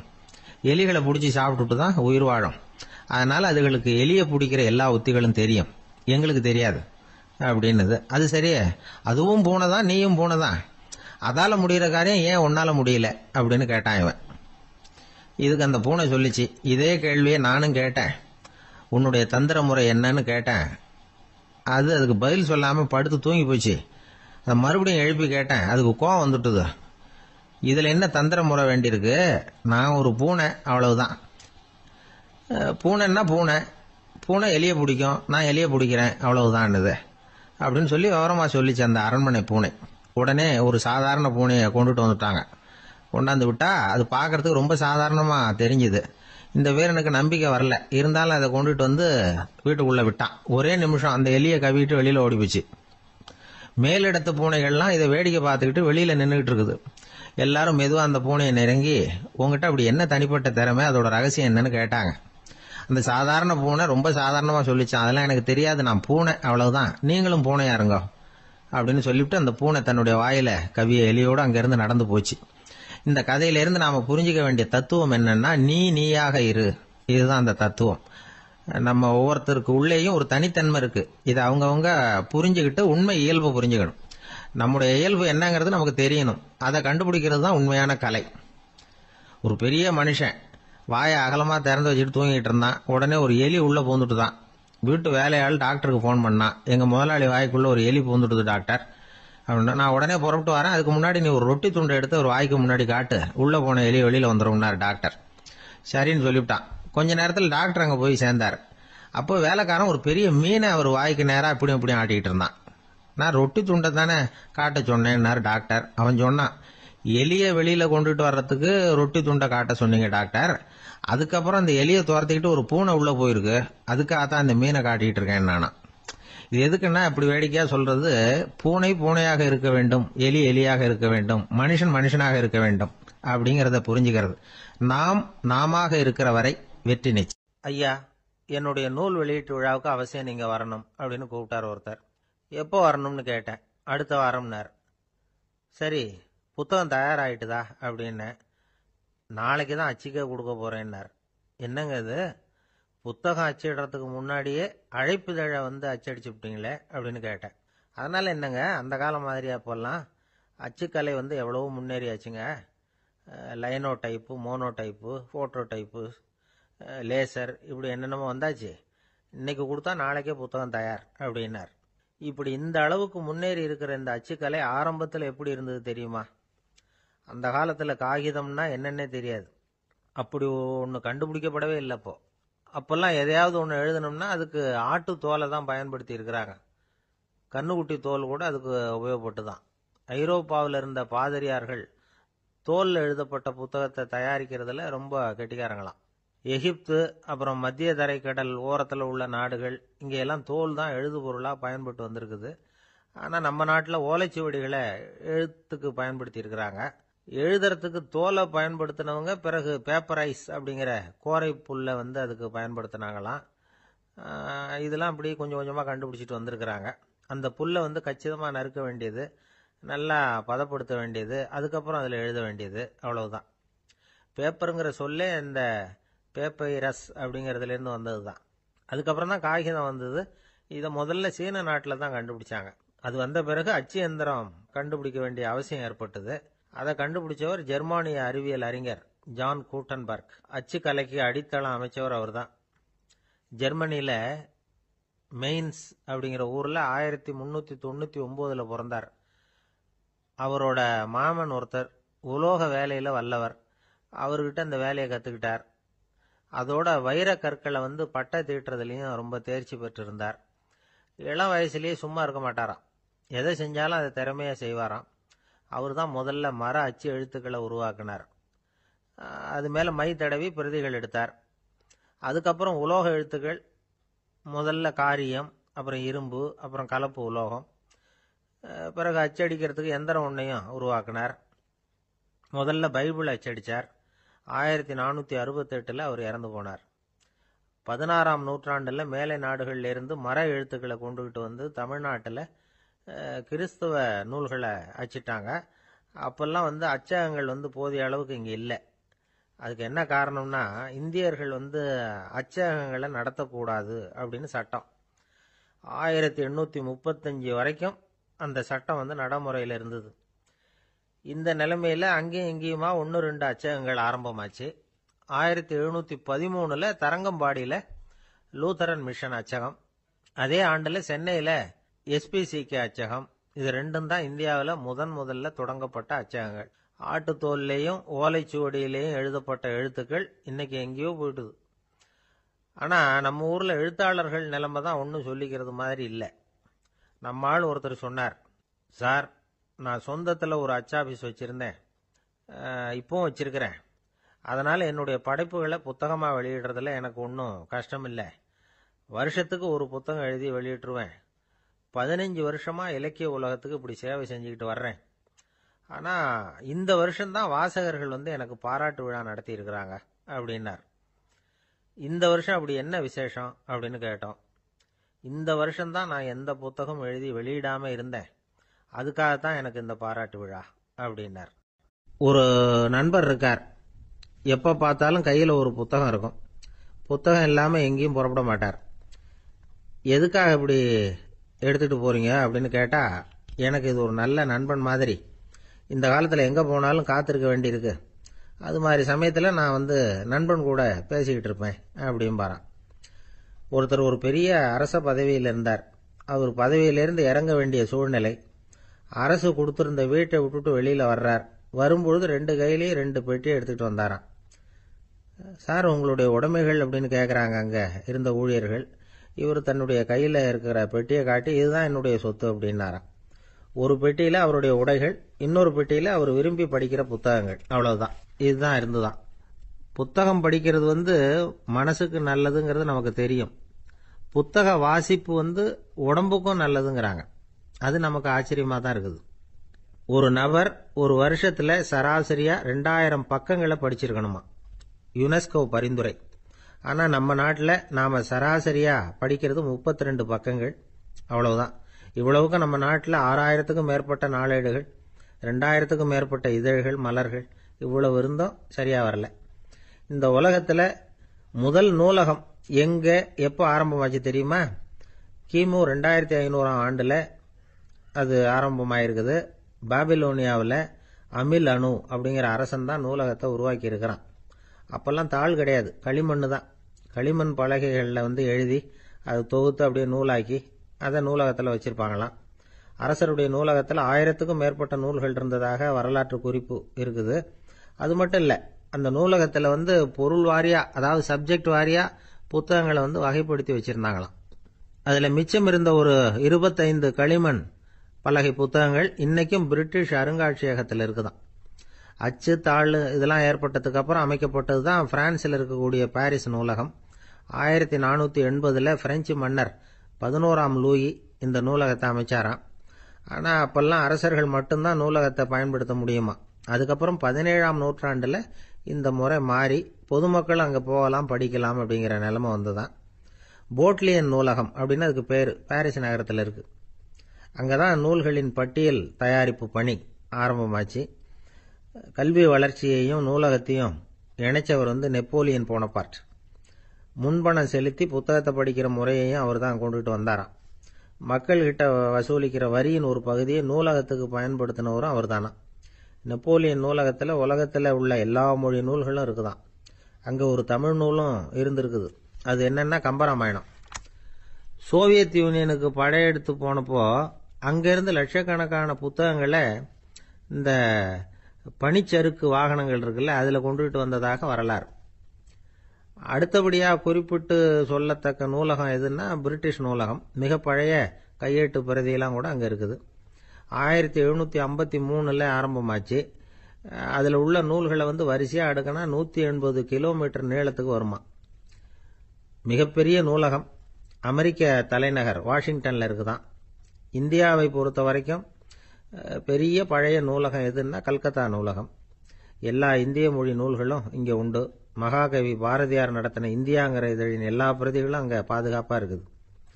படிக்கும் பழக்கம் இங்கே வளர வேண்டியிருக்குது. ஒருத்தர்கிட்ட ஒரு புஸ்தகத்தை கொடுத்து விமர்சனம் எழுத சொல்லியிருந்தாங்க. கொஞ்ச நாள் கழித்து அவரை போய் பார்த்து, என்னங்க புஸ்தகத்தை படித்து பார்த்தீங்களா அப்படின்னு கேட்டாங்களாம். இதுக்கு அவர் சொல்லியிருக்கிறார், இன்னும் நான் படித்து பார்க்கலிங்க, இப்போ தானே விமர்சனமே எழுதி முடிச்சிருக்கிறேன், இனிமே தான் படிக்கணும் அப்படின்னாராம். ஒருத்தர் அவசரமாக போய்கிட்டு இருந்தார். எங்கே போய்கிட்டு இருக்கீங்க அப்படின்னு கேட்டார் ஒரு பெரியவர். கடைக்கு போகிறேன் சார், சாமான் வாங்கறதுக்கு அப்படின்னார். அங்கே போகிறதுக்கு முன்னாடி தெரிஞ்சிக்க வேண்டியதெல்லாம் தெரிஞ்சுக்கிட்டீங்களா அப்படின்னு கேட்டார் பெரியவர். கடைக்கு போய் காசை கொடுத்து ஒரு பொருளை வாங்கிட்டு வரப்போகிறோம், இதில் தெரிஞ்சிக்க வேண்டியது என்ன இருக்குது அப்படின்னார் அலட்சியமாக. இப்போ அந்த பெரியவர் பேச ஆரம்பித்தார். இந்த உலகத்தில் எந்த ஒரு செயலில் இறங்குறப்போவும் நாம் நல்லா ஆலோசனை பண்ண வேண்டிய விஷயம் 5 அப்படின்னார். உதாரணமாக, ஒருத்தன் கடைக்கு போய் ஏதோ ஒரு பொருளை வாங்கிட்டு வர போகிறான்னு வச்சுக்கங்களேன். அப்போ கூட அவன் 5 விஷயங்களை பற்றி தெரிஞ்சுக்க வேண்டியிருக்குது அப்படிங்கிறார் அவர். முதல்ல அந்த பொருள் எப்படிப்பட்டது அப்படிங்கிறத தெரிஞ்சுக்கணும். ரெண்டாவதா தன்னை பற்றியும் தெரிஞ்சுக்கணும். அப்போ தான் அந்த பொருள் தனக்கு தேவையா இல்லையா அப்படிங்கிறத புரிஞ்சுக்க முடியும். மூணாவதா தெரிஞ்சுக்க வேண்டியது ஒன்று இருக்குது. அது என்னன்னா, அந்த பொருளை அடையறதுக்கு வழி என்ன அப்படிங்கிறத தெரிஞ்சுக்கணும். அதாவது எவ்வளவு பணம் கொடுத்தா அது கிடைக்கும், இது மாதிரியான விஷயங்கள். நாலாவதா அந்த பொருளை அடையிறது மூலமா நாம் அடையக்கூடிய பயன் என்ன அப்படிங்கிறதையும் உணரணும். அஞ்சாவது, அந்த பொருளை அடையிறதுல இருக்கக்கூடிய தடை எது அப்படிங்கிறதையும் நாம் தெரிஞ்சுக்கணும். பெரியவர் பேசுறது ஏதோ தத்துவம் மாதிரி தெரியுது இல்லையா? தத்துவம் தான். அதாவது இப்படி உலகியல் வாழ்க்கையில் சின்ன சின்ன விஷயங்கள்லேயே நாம் 5 விஷயங்களை தெரிஞ்சுக்க வேண்டியிருக்குது. அது ரொம்ப அவசியமாக இருக்குது. பேரின்ப நிலைன்னு சொல்கிறாங்கல்ல, அது மாதிரி பெரிய சமாச்சாரங்கள்லேயும் இந்த 5 விஷயங்களை நாம் தெரிஞ்சுக்க வேண்டியிருக்குது. அதுக்கு பேர் என்னன்னா அர்த்த பஞ்சகம். வைணவ சமயத்தில் அர்த்த பஞ்சகம்ங்கிறது ரொம்ப பெரிய விஷயம். கடைக்கு போகிறது மாதிரி கடவுளை பார்க்க போகிறப்பவும் நாம் 5 விஷயங்களை தெரிஞ்சுக்கணுமா. முதல்ல பரம்பொருள் அப்படிங்கிறது என்ன, அதோட தன்மைகள் என்ன, இதை தெரிஞ்சுக்கணும். இதுக்கு பேர் என்னன்னா பரமாத்ம ஸ்வரூபம் அப்படின்னு பேர். ரெண்டாவது, நாம யாரு, நம்மோட தன்மை என்ன அப்படிங்கிறத தெரிஞ்சுக்கணும். நான் யாருன்னு எனக்கே தெரியலங்கிறப்போ இதை நான் சொல்றேன்னு இது என்னுடையதுன்னு சொல்றது தப்பு தானே. அப்புறம் மூணாவது விஷயம், பரம்பொருளை நாம் அடையறதுக்கு வழி எது, இது தெரிஞ்சுக்கணும். இது உபாய ஸ்வரூபம் அப்படின்னு பேர். நாலாவது விஷயம், நாம் அடைய வேண்டிய பயன்கள் என்ன அப்படிங்கிறத தெரிஞ்சுக்கிறது. இதுக்கு புருஷார்த்தம் அப்படின்னு பேர். அஞ்சாவது, அந்த பயனை அடைய விடாமல் தடுக்கிற தடைகள் யாவை அப்படிங்கிறத தெரிஞ்சுக்கிறது. இது விரோதி ஸ்வரூபம். இதைத்தான் தடையியல் அப்படின்னு சொல்றாங்க. அதாவது பரமாத்மாவை பற்றிய அறிவு, ஜீவாத்மாவை பற்றிய அறிவு, உபாயம் பற்றிய அறிவு, புருஷார்த்தம் பற்றிய அறிவு, இந்த 4 அறிவுக்கும் எதிரடையா, அதாவது அதையெல்லாம் தப்பா புரிஞ்சுக்கிறதால உண்டாகக்கூடிய அறிவு விரோதி ஸ்வரூபம். என்ன இது தகவல்ல ஏதாவது கதை சொல்லுவீங்கன்னு பார்த்தா ஏதோ தத்துவம் பேசிக்கிட்டு இருக்கிறீங்களே அப்படின்னு நினைக்கலாம். இதுவும் தெரிஞ்சுக்க வேண்டிய ஒரு பெரிய விஷயம்தான். காதில் போட்டு வச்சா எப்போவாவது உபயோகப்படும். என்னுடைய நண்பர் ஒருத்தர் ஒரு நாள் என்கிட்ட சொன்னார், சார், அடுத்த மாதம் தஞ்சாவூரில் ஒரு கல்யாணம், போகிறதா வேண்டாமா அப்படின்னு ஒரே குழப்பமா இருக்கு அப்படின்னார். நான் உடனே இந்த அர்த்த பஞ்சக உபதேசம் பண்ண ஆரம்பித்தேன். அவர் எல்லாத்தையும் பொறுமையாக கேட்டுவிட்டு, சரி சார், நான் போகிறதுன்னு முடிவு பண்ணிவிட்டேன்னார். எப்படி இந்த முடிவுக்கு வந்தீங்க அப்படின்னு கேட்டேன். அவர் சொன்னார், சார், அந்த 2வது பாயிண்ட் ஒன்று சொன்னீங்களே, அதை புரிஞ்சுக்கிட்டதுக்கு அப்புறம்தான் இந்த முடிவுக்கு வந்தேன் அப்படின்னார். என்ன ரெண்டாவது பாயிண்ட்னு? அதாவது தன்னை பற்றி புரிஞ்சுக்கணும் அப்படின்னு சொன்னீங்க. உடனே என்னை பற்றி புரிஞ்சுக்கிட்டேன். நான் யாருங்கிறது எனக்கு தெரிஞ்சுது. உடனே போகிறது தான் நல்லதுன்னு முடிவு பண்ணிவிட்டேன்னார். நீங்கள் யாருன்னு கேட்டேன். நான் தான் சார் அந்த கல்யாணத்தில் தாலி கட்ட வேண்டிய மாப்பிள்ளை அப்படின்னார். 9வது பாடல். தூமணி மாடத்து சுற்றும் விளக்கெரிய தூபம் கமழ துயிலணை மேல் கண் வளரும் மாமன் மகளே, மணிக்கதவும் தாழ்த்திரவாய் மாமீர் அவளை எழுப்பீரோ, உன்மகள்தான் ஊமையோ அன்றிச் செவிடோ அனந்தலோ ஏமப் பெருந்துயில் மந்திரப்பட்டாளோ, மாமாயன் மாதவன் வைகுந்தன் என்றென்று நாமும் பலவும் நவின்றேலோர் எம்பாவாய். அப்பழுக்கற்ற தூய்மையான பரிசுத்தமான மாட மாளிகைகளைச் சுற்றிலும் 4 பக்கங்களிலும் விளக்குகள் ஒளிவிட்டு பிரகாசித்து எரிந்து கொண்டிருக்கவும், அம்மாளிகையைச் சுற்றிலும் அகில் சந்தனம் போன்ற வாசனைப் பொருள்களின் நறுமணம் எங்கும் கமழவும், நல்ல பஞ்சடைத்த மெத்தையில் கண்ணுறக்கம் கொள்ளும் எங்கள் மாமன் மகளே, மாணிக்கங்கள் பதிக்கப் பெற்ற உன் வீட்டு கதவின் தாழ்பாளை திறக்க மாட்டாயா? திறந்து விரைவில் வந்து எங்களுடன் சேர்ந்து கொள்ள மாட்டாயா? மாமிகளே, நீங்களாவது அவளை எழுப்பிவிட மாட்டீர்களா? விடிந்து எவ்வளவு நேரமாகிவிட்டது. நாங்கள் இவ்வளவு நேரம் அவளை அழைத்து கொண்டிருக்கிறோமே, அவளுக்கு என்ன ஆயிற்று? ஒரு வார்த்தை கூட பதில் கூற மாட்டேன் என்கிறாளே. அவள் என்ன பேசும் திறனற்ற ஊமையா? அல்லது நாங்கள் அழைப்பது அவளுக்கு கேட்கவில்லையா? காது கேட்கவில்லையா? அல்லது ஆழ்ந்த பேருறக்கத்தில் படுத்து கிடக்கிறாளா? அல்லது யாரேனும் கட்டுப்படுத்தி அவளை பெருந்துயில் கொள்ளுமாறு செய்து விட்டார்களா? அல்லது ஏதேனும் மந்திரம் மாயம் செய்திருக்கிறார்களா? அதன் வசம் கட்டுப்பட்டு இப்படி பேருறக்கம் கொண்டு கிடக்கிறாளே. நாங்கள் அந்த மாமாய செயல்களில் வல்லவனும் மிகுந்த தவமுடைய இலக்குமியின் கணவனும் வைகுண்டத்திற்கு அதிபதியுமான நாராயணன் பெயரை திரும்ப திரும்பச் சொல்லி பக்தி பரவசத்தில் ஈடுபட்டு அவளை அழைக்கிறோமே. அவள் ஏன் இன்னும் எழுந்து வந்து கதவை திறந்து எங்களுடன் சேர்ந்து இறைவன் திருப்பெயரை சொல்லி வழிபட மாட்டேன் என்கிறாள்? நீங்களாவது கேட்டுச் சொல்லுங்களேன் என்கிறார்கள். இந்த பாடலின் திரண்ட பொருள் இது. தூமணி மாடத்து சுற்றும் விளக்கெரிய. விளக்கு எரிப்பதற்கே நிறைய செல்வம் இருக்க வேண்டும். இது சீர்மல்கும் ஆய்பாடி செல்வச் சிறுமியர்கள் வாழுகிற இடம். அந்த வீட்டினுடைய அமைப்பு எப்படி இருக்கிறது? தூய்மையான ரத்தின மணிகள் அப்படியே பதிந்து வைத்திருக்கிறார்கள். ஒரு குறிப்பு எழுதுகிறார்கள்.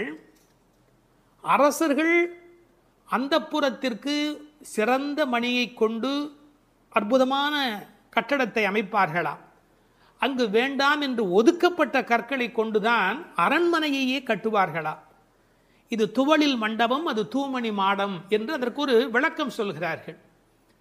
ஆக இழைத்து இழைத்து தூய்மையான மணியினை கொண்டு வந்து கட்டியிருக்கிறார்கள். அது ரத்தின மணி. இந்த பெண் எழுந்திருந்திருக்க வேண்டும், எழுந்திருக்கவில்லை. ஒரு வித்தியாசம் இருக்கிறது. ஒரு குடும்பம் விழிப்பதற்கு முன்பு விழிக்க வேண்டியவள் அந்த வீட்டில் இருக்கிற பெண். ஏனென்றால் ஆண் எழுந்தால் அவனை மட்டும்தான் சுத்தம் செய்து கொள்கிறான்.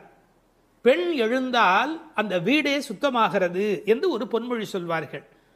எனவே ஒரு பெண்ணாகி இருக்கிறவள் இப்படி உறங்கிக் கொண்டிருக்கலாமா? தூமணி மாடத்து சுற்றும் விளக்கெரிய. 4 புறங்களிலும் நல்ல விளக்கு எரிந்து கொண்டிருக்கிறது.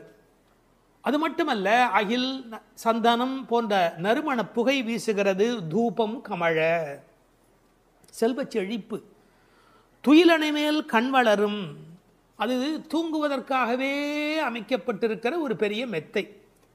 அதாவது அந்த மெத்தையை பார்த்தாலேயே வா வா வா வந்து படு என்று அழைப்பதை போல 5 விதமான சிறப்புகள் அமைந்திருக்கக்கூடிய பஞ்சனை அது. அதில் அழகு இருக்கிறது, மென்மை இருக்கிறது, குளிர்ச்சி இருக்கிறது, சுகம் இருக்கிறது. அப்படிப்பட்ட அருமையான அந்த பஞ்சனையின் மீது அவள் படுத்திருக்கிறாள். தமிழிலே தூங்குகிறார்கள் என்று சொல்ல மாட்டார்கள், கண்வளராய் என்று சொல்வார்கள், மங்களம் கருதி. ஏன்னால் தூங்கிவிட்டார் என்றால் அமங்கலமாகிவிடுமே என்பதற்காக கண்வளராய் என்று சொல்லை பயன்படுத்துவது வழக்கம். சின்ன வயதிலிருந்து குழந்தை கண் வளருது என்று ஒரு வார்த்தை சொல்வார்கள். அதில் ஒரு விஞ்ஞான குறிப்பே இருக்கிறது. உண்மையிலேயே கர்ப்பத்தில் குழந்தை தூங்குவதால் தான் வளருகிறது. அது ஒரு 10 மாத காலம் தாயின் கர்ப்பத்தில் கண் திறக்காது. கண் திறந்து விட்டால் ஊமை, அது விதவிதமான குறைபாடு உடைய ஊனமான குழந்தையா வந்து பிறக்கும் என்று விஞ்ஞான குறிப்பு இருக்கிறது. அந்த குழந்தை கண்களை மூடிக்கொண்டு தூங்கிக் கொண்டே இருக்கும். அதில் என்ன ஆச்சரியம் என்று கேட்டால், அப்போதான் அது வளருகிறது. ஒரு புள்ளியிலிருந்து ஒரு குழந்தையாக முழுமையாக வளருகிறது. அந்த கண் வளருதல் என்பதிலே தூங்கும் போது வளர்ச்சி நிகழ்கிறது என்கின்ற ஒரு குறிப்பு இருக்கிறது. மனிதனுக்கு கூட தூக்கம் அவசியம். ஏன்னா உடம்பில் இருக்கிற செல்கள் தங்களை புதுப்பித்துக் கொள்வதற்கு மனிதன் தூங்க வேண்டி இருக்கிறது. அடுத்து உறவு சொல்லி அழைக்கிறாள். மாமன் மகளே. இவள் அந்தணகுல பெண் என்றாலும் ஆயர் குலமகளாக ஆகும் விருப்பத்தின் காரணமாக ஒரு சம்பந்தத்தை ஏற்படுத்திக் கொள்கிறாளாம். இதை உரையாசிரியர்கள் எழுதும்போது ஒரு அழகான வாக்கியமாக குறிப்பிடுகிறார்கள். திருவாய்ப்பாடியிலே ஒரு பிரகிருதி சம்பந்தம் தனக்கு உஜ்ஜீவன ஹேதுவாக ஆண்டாள் ஆசைப்பட்டபடி, அழகிய மணவாள பெருமாள் நாயனாருடைய வியாக்கியானத்திலே திருவாய்ப்பாடியிலே ஒரு பிரகிருதி சம்பந்தம் தனக்கு உஜ்ஜீவன ஹேதுவாக ஆண்டாள் ஆசைப்பட்டபடி மாமன் மகளே என்று உறவு சொல்லி அவள் அழைக்கிறாள். மணிக்கதவம் தாழ்த்திரவாய். அது உள்ளிருப்பது வெளியே தெரியும்படி அமைக்கப்பட்டிருக்கிற ஒரு வீடு. அவள் எப்படி தூங்குகிறாள் என்பது கூட வெளியே தெரிகிறது. அந்த கட்டில், அந்த மெத்தை, அந்த விளக்கு எரிகிறது. இந்த பாடலே மிக ரசமான ஒரு பாடல். திருப்பாவையில் 30 பாட்டு அழகு என்று சொன்னால் இந்த பாட்டுக்கு என்று தனியான ஒரு ரசனை உலகத்தில் தனியான ஒரு கூட்டமே உண்டு. மணிக்கதவம் தாழ்த்திரவாய், நீ வந்து திற. ஏன்னா எழுந்து வந்து திறக்கிற போது நாங்களா திறந்து கொண்டு உள்ளே வந்தால் அது மரியாதையாக இருக்காது ஒரு வீட்டுக்குள்ளே. நீ வந்து திற. ஆனால் அவள் அசைவதாக தெரியவில்லை. அவளுடைய அம்மா எழுந்து விட்டாள். அவள் மற்ற வேலைகள் பார்த்து கொண்டிருக்கிறாள். அதனால உறவு சொல்லி அவளை அழைக்கிறார்கள். மாமீர், அவளை எழுப்பீரோ? நீங்கள் அவளை எழுப்பிவிடக்கூடாதா? அப்படி தூங்கி கொண்டிருக்கிறாளே. உன் மகள்தான் தன்னுடைய தோழியினுடைய தாயை பார்த்து சொல்கிறாள், உன் மகள்தான் ஊமையோ அன்றி செவிடோ. என்ன பொருள் தெரியுமா? பேச்சு வராதவர்கள் என்று பொருள் அல்ல. ஊமை என்ற சொல்லுக்கு இறை நாமம் சொல்லாதவர் என்று பொருள் என்று எழுதுகிறார். இறைவனுடைய நாமத்தை சொல்ல வேண்டிய சந்தர்ப்பத்தில் சொல்லவில்லை என்றால் பிறகு நாக்கிருந்து என்ன பையன்? பேசாத நாளெல்லாம் பிறவா நாளே என்பார்கள் அல்லவா? உண்ணா நாள் என்பது இந்த உலகத்தில் சாப்பிடாத நாள் அல்ல, உன்னை வணங்காத நாள் தான் உண்மையிலேயே உண்ணா நாள் என்று குறிப்பிடுவார்கள். ஊமையோ அன்றி செவிடோ. ஏன்னா இறைவன் புகழ் கேளாத செவியென்ன செவியே என்று சிலப்பதிகாரம் பேசும். இந்த பெருமானுடைய புகழை நாங்கள் சொல்லுகிறோம், அவள் காதிருந்தும் கேட்கவில்லையே. நேற்று வரை நன்றாக பேசினாளே, இன்று என்ன ஊமையாகி விட்டாளா? அழைப்பு அவள் காதில் போய் விழவில்லையா? அல்லது இரண்டுமே அவளுக்கு இணைந்து விட்டதா? சோம்பல் வயப்பட்டாளா? யாரேனும் மந்திரம் மாயம் செய்து விட்டார்களா? என்ன நடந்து விட்டது? ஊமையோ அன்றி செவிடோ. மாமாயன் மாதவன் வைகுந்தன் என்றென்று நாமும் பலவும் நவின்றேலோர் எம்பாவாய். ஏன்னா மந்திர துயில் பட்டாளே. இப்படி அவள் பிடிவாதமான ஒரு தூக்கத்தில் போய் மாட்டிக்கொண்டு இருக்கிறாளே. நாங்கள் அழைக்கிறோம். எதை சொல்லி அழைக்கிறோம்? மாமாயன், மகா மாயையில் வல்லவனாகிய பெருமான். மாதவன் நம்முடைய சாதாரண தவம் அல்ல, எல்லா தவங்களுக்கும் அப்பாற்பட்ட பெரும்பொருள். அந்த தவத்தால் அடைய வேண்டியவன் கருணையினால் தானாகவே நம்மிடத்தில் வருவதால் அவன் மாதவன். வைகுந்தத்தில் இருக்கிறவன் என்றாலும் கருணை காரணமாக ஒவ்வொரு கோயிலிலும் அர்ச்சாவதாரத்தில் எழுந்தருளி இருக்கின்றவன். வைகுண்டபதி என்றாலும் இந்த பூமிக்கு கிடைக்கிறவன். வைகுந்தன் என்றென்று நாமும் பலவும் நவின்று. உண்மையிலேயே திருப்பாவையினுடைய நோக்கமே இறைவனுடைய நாமத்தை பல வகையில் சொல்வது. இறைவனுடைய நாமத்துக்கு மிகுந்த சக்தி அதிகம். கட்டிப்பொன் போலே அவன், பணிப்பொன் போலே திருநாமம் என்று உரை எழுதுவார்கள். அதாவது தங்கத்தில் ஒரு பெரிய கட்டி இருந்தால் கூட அதை வைத்துக்கொண்டு என்ன பண்ணுவது? ஆனால் பணிக்கப்பட்ட பொன், வளைக்கப்பட்ட பொன்னாக இருந்தால் அது பல சமயத்தில் ஆபத்துக்கு உதவும். ஒரு மோதிரமாக இருந்தால் அடகு கடையில் வைத்து கூட ஒரு ஆபத்திலேருந்து வெளியில் வரலாம். இறைவன் வைகுந்தத்திலே இருக்கிறான் என்று சொன்னால் கட்டிப்பொன் போலே, ஆனால் பணிப்பொன் போலே அவனுடைய திருநாமம், நாமம் பலவும். இன்னும் கூட நிறைய விளக்கங்கள் சொல்வார்கள். இறைவனுடைய நாமம் இறைவனை விட செல்வாக்கு உடையது என்று. ஒரு வங்கிக்கு போகிறோம், செக்கில் கையெழுத்து போட்டு கொடுத்தா நம்ம கையெழுத்துக்கு தான் அதிக பலம் இருக்குமே ஒழிய நாமே போய் நின்று கொண்டு பணம் கொடுன்னு கேட்டால் கூட கொடுக்கறதுக்கு யோசிப்பா. எப்படி கொடுப்பார்கள்? கையெழுத்துக்கு அவ்வளோ பெரிய சக்தி இருக்கிறது. அதுபோல் நாமும் இறைவனை காட்டிலும் வலிமை உடையது என்று ஒரு குறிப்பு சொல்வார்கள். ஒரு சின்ன வரலாறு. காஞ்சி மகா சுவாமிகள் உடல்நல குறைவு மாதிரி ஜுரத்தில் இருக்கிறார்கள். மருத்துவர் வர சொன்னார்கள். அவர் உடனே மருந்தெல்லாம் கொடுக்க வேண்டி இருக்குமோ என்ற எண்ணத்தில் அவர் வந்தார். உன்னை யார் இப்படிலாம் வர சொன்னா? நீ உட்கார், நான் இப்போ என்னுடைய டெம்பரேச்சர் எடுத்துக்கோ, விஷ்ணு சஹஸ்ரநாமம் சொல்ல போகிறேன், சொல்லி முடிச்சதுக்கு அப்புறம் டெம்பரேச்சர் எப்படி இருக்கு பார் அப்படின்னு சொல்லிட்டு விஷ்ணு சஹஸ்ரநாமம் சொல்லுவதற்கு முன்பு ஜுரம் இருந்தது, சொல்லி முடித்த பிறகு ஜுரம் இல்லவே இல்லை. உன்னை எதுக்கு தெரியுமா கூப்பிட்டேன், மருந்து கொடுத்து தான் இதை காப்பாற்றணுங்கிறது இல்லை, விஷ்ணு சஹஸ்ரநாமம் சொன்னாலேயே ஜுரம் போயிடும்னு தெரிஞ்சுக்கோ என்று ஒரு செய்தி சொன்னதாக ஒரு வரலாறு உண்டு. அவனுடைய நாமம் எல்லா நோய்களையும் போக்கக்கூடியது. அந்த நாமம் பலவும் நவின்றேலோர் எம்பாவாய். அந்த நாமங்களை நாம் வாய் திறந்து பாடுவோம் என்பதாக இந்த பாட்டு நிறைவு பெறுகிறது. 8வது திருப்பாவை பாட்டு. உற்சாகமுள்ள ஒரு பெண்ணை உறக்கத்திலிருந்து எழுப்புகிறார்கள். கீழ்வானம் வெள்ளென்று எருமை சிறு வீடு மேய்வான் பரந்தனகான், மிக்குள்ள பிள்ளைகளும் போவான் போகின்றாரை போகாமல் காத்து, உன்னை கூவுவான் வந்து நின்றோம் கோதூகலமுடைய பாவாய் எழுந்திராய். பாடிப்பறை கொண்டு மாவாய் பிளந்தானே, மல்லரை மாட்டிய தேவாதி தேவனைச் சென்று நாம் சேவித்தால் ஆவா என்று ஆராய்ந்து அருளேலோர் எம்பாவாய். 8ஆம் பாட்டின் உரை. கண்ணனை எப்போதும் எண்ணி குதூகலமே வடிவான ஒரு பெண் இப்பாடலில் எழுப்பப்படுகிறாள். எப்போதும் மகிழ்ச்சி நிறைந்த பெண்ணே, கிழக்கு வெளுத்து விட்டது. பனிப்புல் மேய்வதற்காக எருமைகளை அவிழ்த்து விட்டு விட்டார்கள். பாவை நோன்புக்கென்ன நீராட மிகுதியான நமது கூட்டத்தைச் சேர்ந்த பெண்கள் பாவையின் நோன்பு கொண்டாடும் இடத்திற்கு புறப்பட்டு சென்று கொண்டிருக்கிறார்கள். அவர்களை நடுவில் நிறுத்தி உன்னை அழைத்து செல்வதற்காக நாங்கள் வந்திருக்கிறோம். கேசி என்ற குதிரை வடிவில் வந்த அரக்கனை மாய்த்தவனும், ஷானூரன் முஷ்டிகன் என்ற மல்லர்களை வென்று கொன்றவனும், தேவர்களுக்கெல்லாம் பெரிய தேவனுமான கண்ணனை நினைத்து பாடி அவனை சென்று அடைந்தால் அவன் நம் வருகையை அறிந்து வாருங்கள் வாருங்கள் என்று அழைத்து நாம் விரும்பிய பறையை நலனை நமக்கு தருவான். உறக்கத்தை கலைந்து எழுந்திரு என்பதுதான் இந்த பாடலின் திரண்ட பொருள். கீழ்வானம் வெள்ளென்று, கிழக்கு வெளுத்து விட்டது, அதாவது சூரிய உதயத்திற்கு முன்பான அருணோதயம் நிகழ்ந்து விட்டது. பண்டைய தமிழ் மரபு சூரியன் உதிப்பதற்கு முன்பாக எழுந்துவிட வேண்டும் என்கிற ஒரு ஒழுங்கியல் இருந்தது. இதற்கு ஒரு காரணம் உண்டு, ஒரு அருமையான பொன்மொழி. சூரியன் யாரை படுக்கையில் பார்க்கிறானோ அவர்களை வாழ்நாள் முழுவதும் படுக்கையிலேயே விட்டுவிடுகிறான் என்று ஒரு பொன்மொழி உண்டு. மனிதன் நோயின்றி இருக்க வேண்டும் என்று சொன்னால் விடியல் வேளையிலே சூரியன் வருகிறதற்கு முன்பாக எழுந்து நின்று அந்த சூரியனை வரவேற்பதற்கு தயாராக இருக்க வேண்டும். இந்த கிழக்கு வெளுத்தது என்பதை கீழ்வானம் வெள்ளென்று என்று எழுதுகிறார்.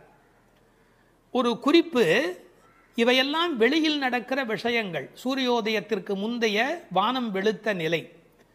வெளியில் நடக்க வேண்டியதெல்லாம் நடந்து விட்டதே, உள்ளே நடக்க வேண்டியது நடந்திருக்கிறதா? வெளி அடையாளங்கள் சரியாக இருக்கின்றன, உள்ளே நிகழ வேண்டிய ஆன்ம விடியல் அது நடந்திருக்கிறதா? உனக்கு என்ன அஞ்ஞானமா?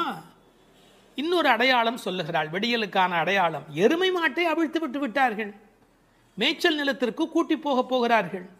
ஆனால் மேய்ச்சலுக்கு போவதற்கு முன்பு அதை அவிழ்த்து விட்ட உடனே பனிப்புல் மேய்வதற்கு அனுமதிப்பார்கள். அதுவும் பரபர என்று ஓடிவர் வந்து அந்த பனிப்புல்லை எல்லாம் மேயும். காரணம், பனிப்புல் மேய்ந்தால் பால் நன்றாக இருக்கும் என்பது ஆயர்பாடியினுடைய கொள்கை.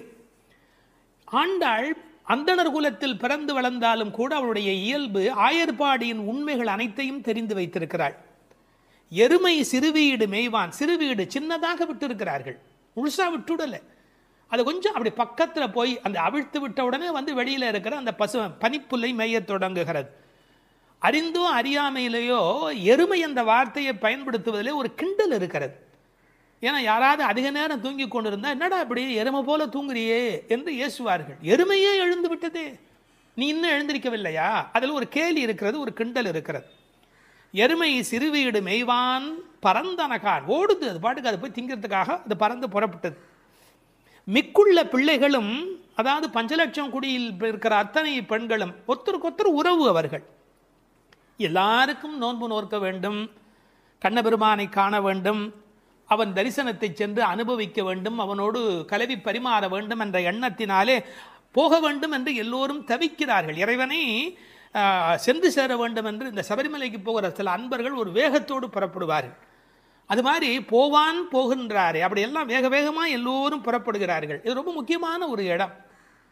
இன்றைக்கு சிலருடைய மனதிலே கோவிலுக்கு போவது என்பது ஒரு டூரிசம் ஸ்பாட் விசிட் என்பது போல மாறி இருக்கிறது. இல்லை இல்லை இல்லை, அது திருத்தல யாத்திரை.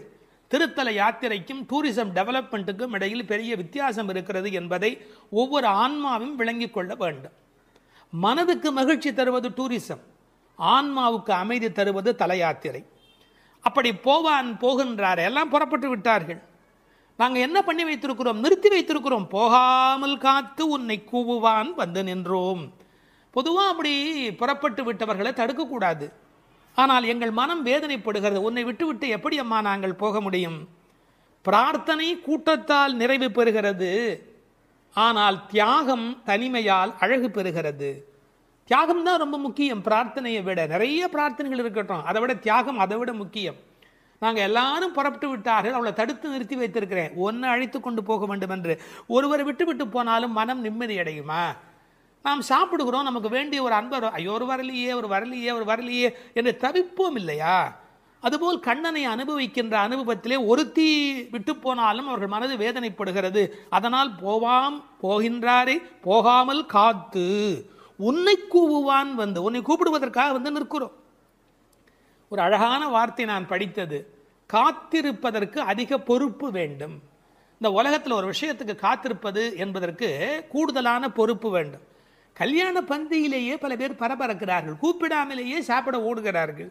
ஆனால் இவர்கள் பக்திக்கு போகிற போது கூட ஒருத்தி வர வேண்டுமே என்று காத்திருக்கிறார்கள். பொறுமை உள்ளவர்களே இந்த உலகத்தை ஒளிமயமாக ஆக்குகிறார்கள்.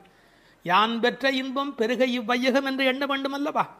இன்னும் ஒரு வார்த்தை சேர்த்தே சொல்லுகிறேன், பொறுமை கூட ஒரு வழிபாடுதான். பொறுமை கூட ஒரு உயர்ந்த வழிபாடுதான். வழிபாட்டின் ஓர் அங்கம் அல்ல பொறுமை என்பது, வழிபாட்டின் ஓர் அங்கம் அல்ல, பொறுமையே ஒரு பெரிய வழிபாடு. கடைசி மாணவனுக்கும் பாடம் சொல்லிக் கொடுக்கிறவரே நல்ல ஆசிரியர். அதுபோல் உன்னை விட்டு விட்டு போக எங்களுக்கு மரம் வரவில்லை அடி அம்மா, அதனால் உனக்காக காத்திருக்கிறோம்.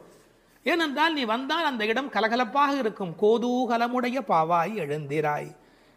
சாதாரணமாகவே இளம்பெண்கள் எப்போவுமே சிரித்தபடி இருப்பார்கள். அவர்கள் இருக்கிற இடத்துல சத்தம் ஜாஸ்தியாக இருக்கும்.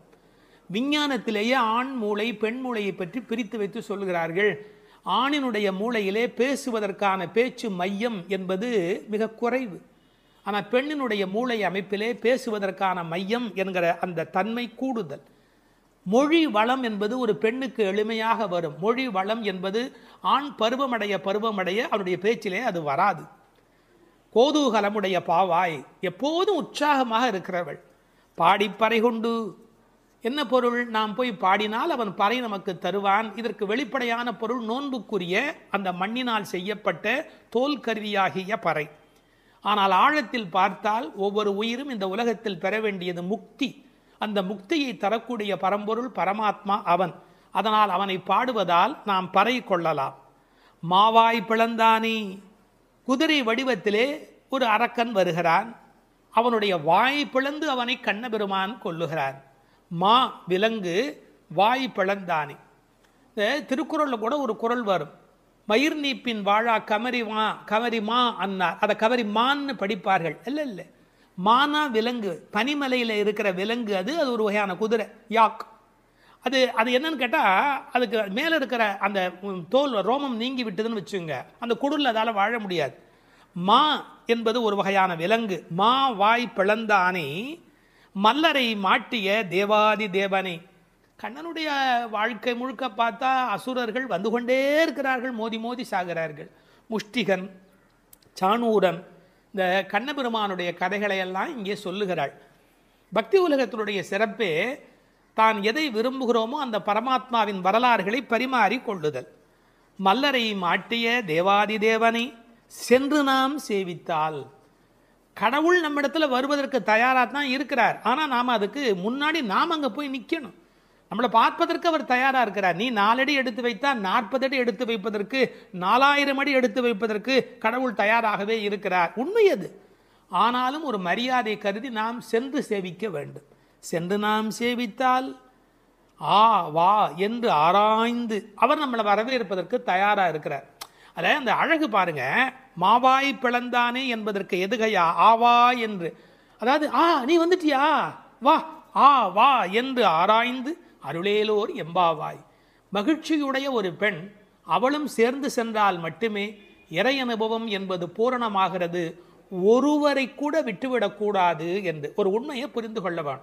இந்த காலத்தில் தான் கோயிலில் ஒன்றை பார்க்க விட மாட்டேன், என்ன பார்க்க விட மாட்டேன், நான் ஒன்றை மறைப்பேன், நான் பெரிய விஐபி, இப்படி பலவிதமான மனோபாவங்களில் சுவாமி தரிசனம் மாறி போய் விட்டது. ஆனால் உண்மையான பக்திக்கு அடையாளம் வா நீ வந்து பார், வா நீ வந்து பார். ஆக எல்லோரும் வர வேண்டும் என்ற அந்த தவிப்பு இந்த பாசுரத்தின் மூலம் நமக்கு கிடைக்கிறது.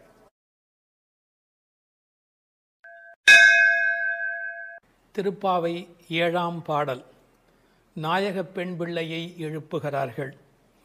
கீசு கீசென்று எங்கும் ஆனைச்சாத்தன் கலந்து பேசின பேச்சரவம் கேட்டிலையோ பேய் பெண்ணே. காசும் பிறப்பும் கலகலப்ப கைபேர்த்து வாசன் அருங்குடல் ஆய்ச்சியர் மத்தினால் ஓசைப்படுத்த தயிர் அரவம் கேட்டிலையோ நாயகப் பெண் பிள்ளாய் நாராயணன் மூர்த்தி. கேசவனை பாடவும் நீ கேட்டே கிடத்தியோ தேசமுடையாய் திரவேலோர் எம்பாவாய். எங்கள் குழுவுக்கு தலைவியானவளே, நல்ல அழகுடையவளே, கீசு கீசென்று ஆனைச்சாத்தன் பறவைகள் ஆணும் பெண்ணுமாய் தமக்குள் இன்பமாய் பேசிக்கொள்ளும் பேச்சு உன் காதில் விழவில்லையா? பொழுது விடிந்ததை அறியாமல் பேய்த்தூக்கம் தூங்குகிறாயே. நறுமணம் பொருந்திய குழல்களை உடைய ஆயர் மகளிர் அச்சுத்தாலியும் ஆமைத்தாலியும் ஒலிக்கும்படி தமது கைகளை மாற்றி மாற்றி மத்தினால் தயிர் கடையும் பெரிய ஒலி உன் காதில் விழவில்லையா? உயிர்களின் உள்ளும் புறமும் நிறைந்துள்ள நாராயணன், அழகிய வடிவை உடையவன், நமது ஆயர்பாடியில் கண்ணனாக வந்து தன்னை கொல்ல வந்த கம்சன் விடுத்த கேசி என்ற அரக்கனை கொன்று கேசவன் என்று பெயர் பெற்றவன். அவனது புகழை இந்த மார்கழி விடியற்காலையில் நாங்கள் பாடி வருவதை காதால் கேட்டும் கேளாதது போல் படுக்கையில் கிடக்கிறாயே. இது உன் பெருமைக்கு அழகல்ல, எழுந்து கதவை திற. இது பாடலின் திரண்ட பொருள். கரிச்சான் குஞ்சு, கரிக்குருவி, வலியன், செம்போத்து என்றெல்லாம் அழைக்கப்படுகிற அந்த குருவிகள் ஆனைச்சாத்தன் என்ற பெயருடையவை. அவை ஒன்றோடு ஒன்று கலந்து பேசுகிற போது கீசு கீசு என்று ஒலி எழுப்புகின்றன. பறவைகளுடைய ஒலி கிசு கிசு என்று இருந்தாலும் அது கிருஷ்ண கிருஷ்ண என்று சொல்லுவதைப் போல பக்தர்கள் காதில் விழுகிறது. ஒரு இயற்கை ஒலியை பாடலில் கொண்டு வந்து காட்டுகிறார் ஆண்டாள் நாச்சியார். இயற்கை எழிலை முழுமையாக படம் பிடிக்கிறார். ஏன்? Nature is the body language of the God the almighty. கடவுளின் உடல் மொழி எது என்று கேட்டால் இயற்கைதான் கடவுளின் உடல் மொழி. இந்த உலகம் பல சப்தங்களால் ஆனது. ஆனால் நமக்கு எந்த சப்தம் வேண்டுமோ அதைத்தான் நாம் கிரகித்துக் கொள்ளுகிறோம். நமக்குரிய சப்தத்தை பிரித்தெடுப்பதுதான் வாழ்க்கையின் சூட்சமமே. வானொலி பெட்டியில் பாருங்கள், விதவிதமான அலைவரிசையில் பாடல் வரும், நாடகம் வரும், எத்தனையோ வரும், விளம்பரம் வரும். நீங்கள் எதை பிரித்து கேட்கிறீர்களோ அதுவே உங்களுக்குள் போகிறது. அதுபோல் பிரபஞ்சம் முழுவதும் பல்வேறு சப்தத்தால் நிறைந்திருந்தாலும் அவரவர்கள் அவரவருக்கு உரிய சப்தத்தை தான் எடுத்துக்கொள்ள முடியும். இந்த ஆனைச்சாத்தன் கலந்து பேசின பேச்சரவம் என்கிறாள். கணவன் மனைவி கூட பல வீட்டில் கலந்து பேசுவது இல்லை. ஆனால் இந்த பறவை பட்சிகளுடைய பண்பாடு காலையில் எழுந்தவுடன் மகிழ்ச்சியை வெளிப்படுத்துகின்றன. மனிதன் காலையில் எழுகிற போது மகிழ்ச்சியோடு எழ வேண்டும். நேற்று இரவு தூங்கினோம், அது ஒரு பெரிய விஷயம். இன்று காலை உயிரோடு எழுந்திருக்கிறோம், அதுவும் பெரிய விஷயம். அதனால் மகிழ்ச்சியோடு அந்த மகிழ்ச்சியை கடவுளுக்கு நன்றி சொல்வதைப் போல பறவை பட்சிகள் சப்தஜாலம் எழுப்புகின்றன. அவை பேசின பேச்சரவம் என்று ஒரு வார்த்தை பயன்படுத்துகிறார். பேச்சு என்பது தெளிவானது, அரவம் என்பது ஒலியை குறிப்பது, ஓசையை குறிப்பது. பெரிய சப்தத்துக்கு அரவம் என்று பொருள் வரும். இவர்கள் தனித்தனியாக பேசுகிறார்கள், மொத்தமாக கேட்கிற போது சப்தம் மட்டும்தான் கேட்கிறது. எதையுமே கூட்டமாக குழப்பிக்கொண்டால் நமக்கு புரிய போவதில்லை. கூர்ந்து தனியாக கவனித்தால்தான் பேச்சு கிடைக்கும், இல்லை என்றால் அரவம் தான் கிடைக்கும். பேசின பேச்சரவம் கேட்டிலையோ பேய்ப்பெண்ணே. இந்த பாடல்ல மோனை பேசின பேச்சரவம் கேட்டிலையோ பேய் பெண்ணே, அந்த பகரம் மோனையாக அமைந்திருப்பது ஒரு பெரிய அழகு. நீங்கள் உண்மையில் நல்ல விழிப்பில் இருந்தால், காலையில் மகிழ்ச்சியாக இருந்தால், பறவைகளின் குரல் மட்டுமல்ல, அவை தங்கள் சிறகுகளை சிலுசிலுப்பதை கூட நம்மால் கவனிக்க முடியும். அப்படி இவர்கள் அந்த ஆனைச்சாத்தனுடைய ஒலியை கேட்டு மகிழ்கிறார்கள். முதலிலே 1-2 ஒலி எழுப்பியது, அதனால் கேட்கவில்லை என்று இந்த உள்ளே படுத்திருக்கிறவள் சொல்ல முடியும். அடி 1-2 அல்ல, இப்போது அரவம் பெரிதாக கூச்சல் போடுகிறதே, உனக்கு புரியவில்லையா என்ற அர்த்தத்தில் பேசின பேச்சரவம் என்றார்கள். இவள் உறக்கத்தை பேய்ப்பெண்ணே, பேய்போல் தூங்குகிறாயே என்று கேட்கிறார்கள். உண்மையிலே பேயாய் அலைகிறான் என்றுதான் சொல்வார்களே ஒழிய பேயாய் தூங்குகிறான் என்று சொல்ல மாட்டார்கள். ஒரே விஷயத்தில் தீவிரத்தன்மை காட்டுகிற போது என்ன இப்படி பேய் மாதிரி அலையறே என்று பேசுவது வழக்கம். இவள் தீவிரத்தன்மையினாலே, கண்ணன் மீது கொண்ட காதலினாலே இப்படி கிடக்கிறாளா, அல்லது தமஸ் என்கிற தாமத குணத்தின் காரணமாக இப்படி கிடக்கிறாளா? இது ஒரு பெரிய கேள்வி. சில பேர் ஒரு கோயில் குடமுழுக்குக்கு வேலை செய்வார்கள், பேயாக வேலை செய்வார்கள். அந்த குடமுழுக்கு வெற்றி பெறுவதற்கு வேண்டிய வகையில் அல்லும் பகலும் பாடுபட்டு கொண்டே இருப்பார்கள். குடமுழுக்கு வேளையில் போய் தூங்கி விடுவார்கள். இந்த உழைத்த களைப்பு காரணமாக அந்த கும்பாபிஷேகம் நடக்கிற போது போய் தூங்கி விடுவார்கள். அப்படி ஒருவேளை இன்றைக்கு நோன்புக்கு போகிறோமே, நீ இப்படி தூங்கலாமா? நாயக பெண்பிள்ளாய் முதலில் பேய்ப்பெண்ணே என்று அழைத்தவர்கள் பின்னாலே நாயக பெண்பிள்ளாய் தேசமுடையாய் என்று அழைக்கப் போகிறார்கள். பேய் என்றவுடன் தாழ்வாய் நினைத்துவிட வேண்டாம். பேயனாய் ஒழிந்தேன் எம்பெருமானுக்கே யானும் ஒரு பேயனே என்று குலசேகர ஆழ்வார் அருமையாக அதை வேறு ஒரு கோணத்தில் பாடி காட்டுகிறார். இவர்களை எழ ஒட்டாதபடிக்கு செய்வது எது என்றால், அந்த கண்ணன் மீது கொண்ட அளவற்ற காதல் அல்லது பிரேமை ஒரு காரணமாக இருக்கலாம். அடுத்த ஒரு ஓசையை வர்ணிக்கிறார், இயற்கையை சொல்லி நமக்கு புரிய வைக்கிறார். பெண்கள் தயிர் கடைகிறார்கள். அந்த பெரிய ஆய்ச்சிமார்கள் தயிர் கடைகிற போது அவர்கள் கழுத்தில் அணிந்திருக்கிற தாலி, அதுவும் காசும் பிறப்பும் கலகலப்ப கைபேர்த்து, அச்சுத்தாலி ஆமைத்தாலி என்பார்கள். இதை கொஞ்சம் புரிந்து கொள்வது கடினம். இளம் வயதிலிருந்தே பெண்களுக்கு தங்க காசு கொடுத்து கொண்டே வருவார்கள். அந்த தங்க காசு தான் பெண்ணுக்கு உண்மையிலேயே மிகப்பெரிய சீதனம். அவர்களுக்கு தங்கத்தின் மூலம் சேமிப்பு நிகழும். தங்கள் சேமிப்பை காசாக்கி கையிலே வைத்திருப்பார்கள். திருமணமாகி அடுத்த வீட்டுக்கு போகிற போது அவர்களுக்கு ஆமைத்தாலி, கொஞ்சம் புடைத்த மாதிரி 2 உருண்டையாக இருக்கும், அதற்கு ஆமைத்தாலி என்று பெயர். அந்த காசும் பிறப்பும் அது ரெண்டையுமே கழுத்திலே கோர்த்து போட்டிருப்பார்கள். மஞ்சள் கயிற்றில் இந்த காசையும் மாட்டிக்கொள்வார்கள். அதன் பிறகு இந்த ஆமைத்தாலி என்கின்ற அந்த உருண்டையான தாலியையும் மாட்டிக்கொள்வார்கள். அப்படி தயிர் கடைகிற போது ரெண்டும் ஒன்றோடு ஒன்று மோதி ஒரு பெரிய ஒலியை எழுப்புகிறது. என்ன டிராமாட்டிக்காக அதை கொண்டு வந்து நம்முடைய கண் முன்பாக காட்டுகிறாள் பாருங்கள். கண் முன்பாக அந்த காட்சி படப்பிடிப்பு போல வந்து நிற்கிறது. காலையில வெண்ணெய் கடைகிறார்கள். ஏன் தெரியுமா? வெயில் ஏறி விட்டால் வெண்ணெய் உருகிவிடும். கண்ணனும் விட்டு வைக்க மாட்டார். எனவே அதிகாலையிலே கடைய வேண்டும் என்று வெண்ணெய் கடைகிறார்கள். பகவான் ராமகிருஷ்ணர் ஓர் உதாரணம் சொல்லுகிறார். வெண்ணெய் கடைகிறவர்கள் விடியற்காலையில் கடைவார்கள். காரணம், வெயில் வந்து விட்டால் வெண்ணெய் இளகிவிடும். அதுபோல் பக்தி வர வேண்டிய வயது இளம் வயது. உங்களுக்கு வயதாகிவிட்டால் உலகத்தின் வெப்பத்தில் அது உருகி ஓடிவிடும். எனவே இளம் வயதில் பக்தி வெண்ணெய் திரள வேண்டும்.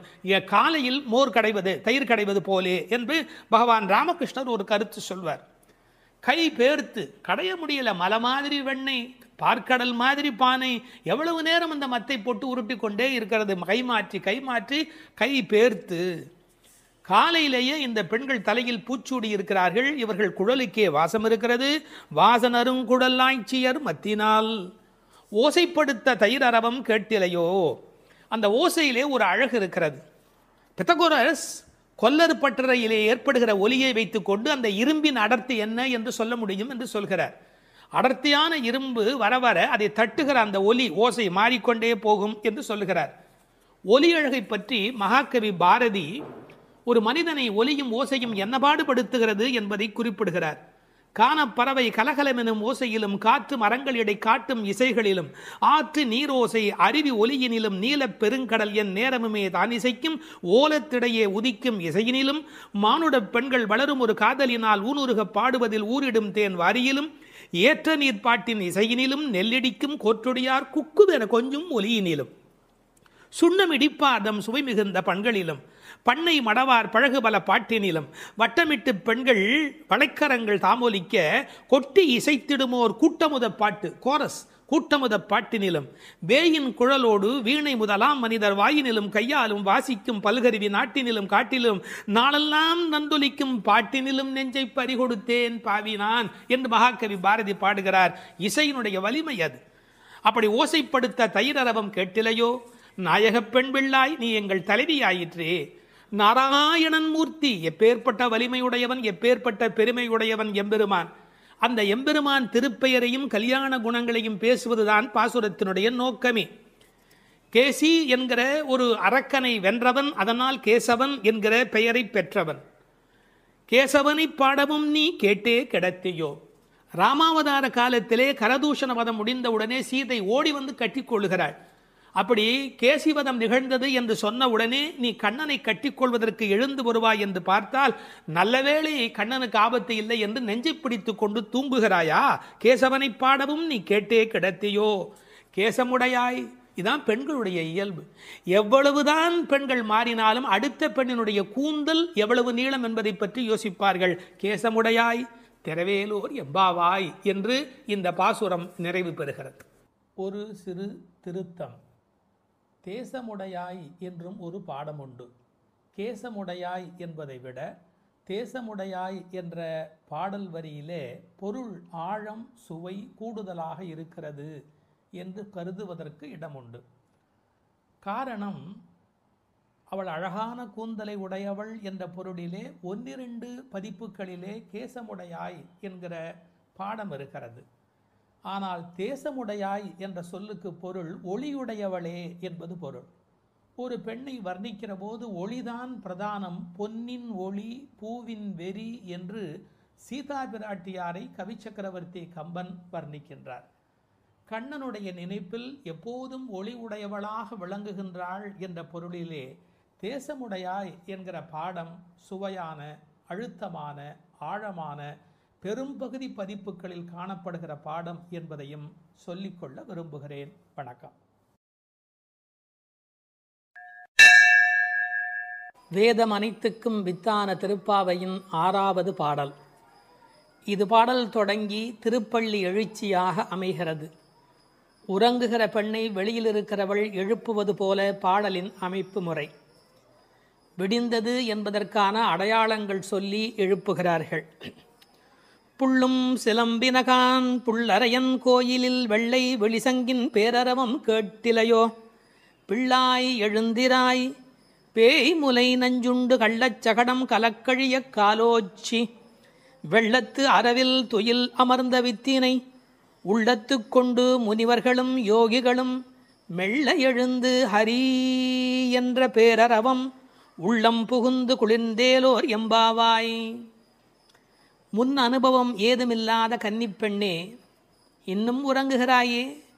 விடியலை முன்னே அறிந்து கொள்ளும் இயல்புடைய பறவைகளும் கூட எழுந்து ஓசை எழுப்பி இறை தேட புறப்பட்டு விட்டனவே, அது உனக்கு தெரியவில்லையா? பறவைகளுக்கு அரசனான கருடனை வாகனமாக கொண்ட திருமால் திருக்கோயிலிலே வெண்மை நிறமுள்ள சங்கு தன் ஒலி எழுப்பி அழைக்கின்ற பேரோசை உன் காதில் விழவில்லையா? பெண் பிள்ளையே, விரைவில் படுக்கையை விட்டு எழுந்திரு. முன்பு தன் தாய் யசோதை வடிவில் முலைக்காம்பில் நஞ்சையே தீட்டிக் கொண்டு வந்து கண்ணனுக்கு வஞ்சகமாக பாலூட்ட கருதினாளே பூதனை. அவளிடம் பால் பருகுவது போல முலையுண்டு அவள் உயிரையும் உண்டானே கண்ணன். முன்பு கள்ளத்தனமாக சக்கரமாக அவன் முன் தோன்றினானே சகடாசுரன். அவனை தன் திருவடிகளை உயர்த்தியே உதைத்து அவன் கலக்கம் அடைந்து அழிந்து போனானே அந்த கண்ணன். திருப்பார்கடலிலே அமைந்திருக்கும் ஆதிசேஷன் என்னும் பாம்பின் மேல் அரிதுயில் கொண்டிருக்கிறானே அந்த கண்ணன். இவ்வுலக உற்பத்திக்கு மூல காரணமான அந்த கண்ணனை தம் உள்ளத்திலேயே இடைவிடாது தியானித்து கொண்டிருக்கும் முனிவர்களும், இறைவனை எளிதில் அடையும் யோகம் போன்ற உபாயங்களையும் செய்து கொண்டிருக்கும் யோகியர்களும் அலுங்காது அசையாது மெதுவாக நிதானமாக எழுந்து ஹரி ஹரி என்று திருமாலை எண்ணிப்பாடும் பேரோசை உன்னுடைய காதுகளில் கேட்கவில்லையா? ஆனால் இவ்வோசைகள் எல்லாம் எங்கள் செவி வழி புகுந்து உள்ளத்திற்கு குளிர்ச்சி தருகின்றனவே. இந்த அனுபவத்தை எங்களுடன் பகிர்ந்து கொள்வதற்காகவாவது நீ எழுந்து வரமாட்டாயா? இது பாடலின் திரண்ட பொருள். புள்ளும் சிலம்பினகான் புள்ளரையன் கோயிலில். புள்ளும் சிலம்பினகான் என்பது இயற்கையின் அழைப்பு. காலையிலே பறவைகள் ஒலி எழுப்புகின்றன. இதில் புள்ளும் என்றால் அந்த உம்மை சிறப்பு உம்மை. காலை பொழுது எப்படி விடுகிறது என்றால் கோழி கூவுது என்று ஒரு வார்த்தை சொல்வார்கள். மனித வாழ்க்கை இயற்கையோடு கலந்து நிற்கக்கூடிய தனித்த சிறப்புடையது. அது காலையில் இறை தேடுவதற்கு புறப்படுவதற்கு முன்பாக ஒலி எழுப்பி அதன் பிறகு புறப்படும். இறை தேடும் போதே இறை தேடு என்பதுதான் மனிதனுக்கும் விலங்குக்கும் இருக்கிற வித்தியாசம். அதனால் இறை தேடி அது எழுப்புகிற ஒலியை கேட்ட மாத்திரத்தில் இறை தேடி வல்லினரா இறை தேடி நாம் அந்த பெருமானை நினைக்க வேண்டாமா என்ற அர்த்தத்தில் புள்ளும் சிலம்பின என்றாள். தமிழிலே சிலம்புதல் என்றால் ஒலி எழுப்புதல் என்று பொருள். அதிகாலை எழுவதை மனிதன் பறவைகளிடமிருந்து கற்றுக்கொண்டான் என்கிறார்கள். அது மட்டுமல்ல, பறவைகள் மனிதனுக்கு எச்சரிக்கை உணர்வை ஊட்டக்கூடிய ஒரு அடையாளம்.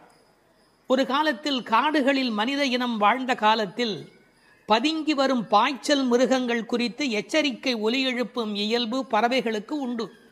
எனவே பறவைகளின் ஒலியை பார்த்து வருகிற நன்மை தீமைகளை மனிதன் உணர்கிற பழக்கம் அன்று தொட்டிருந்திருக்கிறது.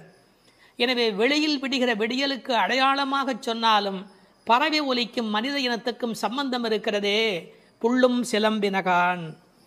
புல் அரையன் கோயில், பறவைகளுக்கெல்லாம் தலைவன் கருடன். அந்த கருடன் கோயிலிலே, அதாவது திருமாலுடைய திருக்கோயிலிலே சங்கு ஒலி எழுப்பி அழைக்கிறார்களாம். வெள்ளை வெளிசங்கின் பேரரவம் கேட்டிலையோ. வெள்ளை வெளிசங்கு அது ரொம்ப தூய்மையான சங்கு. வெறும் நிறம் மட்டுமல்ல, அது எல்லா வகையிலுமே தூய்மையுடைய ஒன்று, வெண்மையுடைய ஒன்று. அது அழைப்பதற்காகவே பயன்படுத்தப்படுவதாலே வெளிசங்கு கோயிலிலே நடை திறந்து விட்டது, மக்கள் வரலாம் என்பதற்கான அறிவிப்பு சங்கொலியின் மூலம் அந்த ஊருக்கு தெரிவிக்கப்படுகிறது. எனவே கோயில் அழைப்பு வந்துவிட்டதே, நீ எழுந்திருக்க வேண்டாமா? பேரரவம் கேட்டிலையோ. பறவையின் சப்தம் கூட சின்ன சின்னதாக போயிருக்கலாம். இது எத்தனை பெரிய ஒலி, சங்கு ஒலி எழுப்புகிறார்களே, ஊருக்கே கேட்க வேண்டும் என்று எழுப்புகிறார்களே, உனக்கு தெரியவில்லையா? சங்குக்கும் ஆண்டாளுக்கும் இடையில் இருக்கிற தொடர்பு நாச்சியார் திருமொழி நன்கு படித்தவர்களுக்கு தெரியும். கற்பூரம் நாருமோ கமலப்பூ நாருமோ திருப்பவளச் செவ்வாய்தான் தித்தித்திருக்குமோ, மறுப்பொசித்த செங்கண்மால் வாய்ச்சுவையும் நாற்றமும் விருப்புற்று கேட்கின்றேன் சொல்லாழி வெண்சங்கே என்று சங்கரை பாராட்டி மகிழ்ந்தவள் ஆண்டாள் நாச்சியார். எனவே வெள்ளை வெளிசங்கு அதற்கு என்ன பெருமை என்றால், ஓங்கார ஒலி எப்போதும் சங்கிலே காதில் வைத்தால் கேட்டுக்கொண்டே இருக்கும். நமக்கு ஒரு ஆச்சரியம், கண்ணனாகிய கடவுள் குடியிருக்கிற ஊரில் வேறு ஒரு கோயிலா? கோயில் அழைப்பு என்றால் ராமாயணம் படிக்கிற போது ராமன் நாராயணனை போய் வணங்கி வந்த செய்தி இருப்பதைப் போல கண்ணன் ஊரிலும் திருமால் கோயில் இருந்திருக்கிறது. இதில் புறவிடியல் பற்றி பேசினாலும் உண்மையில் அகவிடியலை பற்றி நாம் சிந்திக்க கடமைப்பட்டிருக்கிறோம். இதெல்லாம் காலை நேரத்து அடையாளங்கள். ஆன்மீக விடியல் என்பது ஏற்பட வேண்டும் என்றால் அறியாமை, இருட்டு போக வேண்டும். நீங்கள் இருட்டை விரட்டிவிட முடியுமா? இந்த உலகத்தில் என்ன முயன்றாலும் இருட்டை விரட்ட முடியுமா? ஒரே ஒரு வேலை இருக்கிறது, ஒரு வெளிச்சத்தை நிறுவுவதுதான் மனிதன் செய்ய வேண்டிய வேலை. எல்லாரும் உட்கார்ந்து கொண்டு இருட்டே போ இருட்டே போ இருட்டே போ என்றால் போகாது. ஆனால் ஒரு விளக்கை ஏற்றி வைத்தால் இருட்டு காணாமல் போய்விடும். அதுபோல் நம்முடைய அஞ்ஞானம், அறியாமை என்ற மன இருள் நீங்க வேண்டுமென்றால் நாராயணன், இறைவன், பரம்பொருள் என்ற ஒற்றை விளக்கு நமக்கு போதுமானது. அதை சொல்லிவிட்டு பிள்ளாய் எழுந்திராய் என்கிறார். பெண் பிள்ளைகளை ஏ பிள்ளை என்று அழைப்பது தமிழ் மண்ணிலே இருக்கிற ஒரு மரபு. என்ன பிள்ளை இப்படி பேசிக்கிட்டே இருக்கிறியே அப்படிம்பாங்க. அது சிறு பிள்ளைகளை சொல்லுகிற வழக்கம் உண்டு. பிள்ளாய் எழுந்திராய். இந்த பிள்ளாய் என்பதில் இருக்கிற அழகு, சிறுபிள்ளைத்தனமாக நடந்து கொள்கிறாயே. உனக்கு கோயிலுக்கு வந்து முன் அனுபவம் இல்லையா? இந்த சபரிமலைக்கு போகிற போது கன்னிசாமி என்று அழைத்து கொண்டு போவார்கள். எல்லாரும் எழுந்திருக்கிற நேரத்தில் அவர் எழுந்திருக்க மாட்டார், அந்த முறையாக பூஜையில கலந்து கொள்ள மாட்டார். கன்னிசாமி அவருக்கு விவரம் தெரியல என்று எல்லோரும் சொல்வார்கள். இந்த பிள்ளை எழுந்திருக்கவில்லை, பிள்ளாய் எழுந்திராய் என்றார். அவள் எழுந்திராமைக்கு காரணம் சோம்பல் மட்டுமல்ல, சோம்பலை தாண்டி இன்னொன்றும் இருக்கலாம். என்ன? கிருஷ்ண மயக்கம் என்றும் காரணமாய் இருக்கலாம். மிக முதிர்ந்த நிலை ஒரு காரணமாய் இருக்கலாம். அவளுக்கு அதிர்ச்சி உண்டாகும்படியாக எழுப்புவதற்கு உரிய கண்ணபெருமானுடைய வரலாறுகளை சொல்லுகிறார்கள்.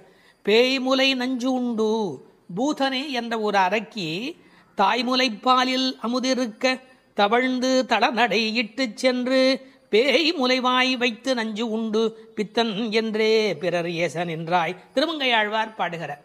அதாவது தாயிடத்தில் அமுது உண்ணாமல் பேயிடத்தில் போய் உண்டு அவளுக்கு மேலே போவதற்கான வழிமுறையை செய்த பூதனையினுடைய வரலாறு, அரக்கியின் வரலாற்றை சொல்லுகிறார். அடுத்து இன்னொரு வரலாறு, கள்ளச்சகடம் கலக்கழிய காலோச்சி. கள்ளச்சகடம், சகடாசுரன் என்ற ஒரு அசுரன் வஞ்சனையான வடிவத்தில் சக்கரமாய் வருகிறான். அப்போது பெருமான் என்ன செய்தார்? தம் கால்களாலே எட்டி உதைத்தார். தன்னை நேடி வந்த ஆபத்தை அவர் விரட்டுகிறார். என்ன நயம் சொல்வார்கள் தெரியுமா? பெருமாளுடைய திருவடி நம்முடைய கஷ்டத்தை போக்குகிறது என்பதையும் தாண்டி பெருமாளின் துன்பத்தையே போக்கக்கூடியது. இப்படிலாம் அர்த்தம் சொல்லலாமா என்று கேட்பார்கள். உயர்வர உயர்நலம் உடையவன் எவனவன், மயர்வர மதிநலம் அருளினன் எவன் அவன். இந்த பாசுரத்திலே துயரரு சுடரடி என்று ஒரு வாசகம் வரும். அந்த துயரரு சுடரடி என்பதற்கு வியாக்கியானம் செய்த பெருமக்கள் நம்முடைய துயர் என்று கூட அர்த்தம் செய்ய வேண்டிய அவசியமில்லை. பக்தனுக்கு அனுகிரகம் பண்ணுவதற்கு திருவடி இருந்தும் பக்தன் தன்னிடத்தில் வந்து அதை பெறாத போது பகவான் துயரமுறுகிறான். தாய் தன்னுடைய முலைப்பாலை தரையிலே பீச்சுமா போல அருளை அவன் பக்தர்களுக்கு வழங்குகிறான் என்று எழுதினார்கள். எனவே பெருமானுடைய திருவடி பெருமானுடைய துன்பங்களையே நீக்கியது என்றும் பொருள் கொள்ளலாம். மனிதர்களுக்கு ஒவ்வாதது ரெண்டு காரம், ஒன்று அகங்காரம், மமகாரம். அப்படி தோன்றிய அசுரர்களை அவன் அழித்திருக்கிறான். வெள்ளத்தரவில் துயிலமர்ந்த வித்து, இந்த உலகத்துக்கெல்லாம் மூலமான வித்து.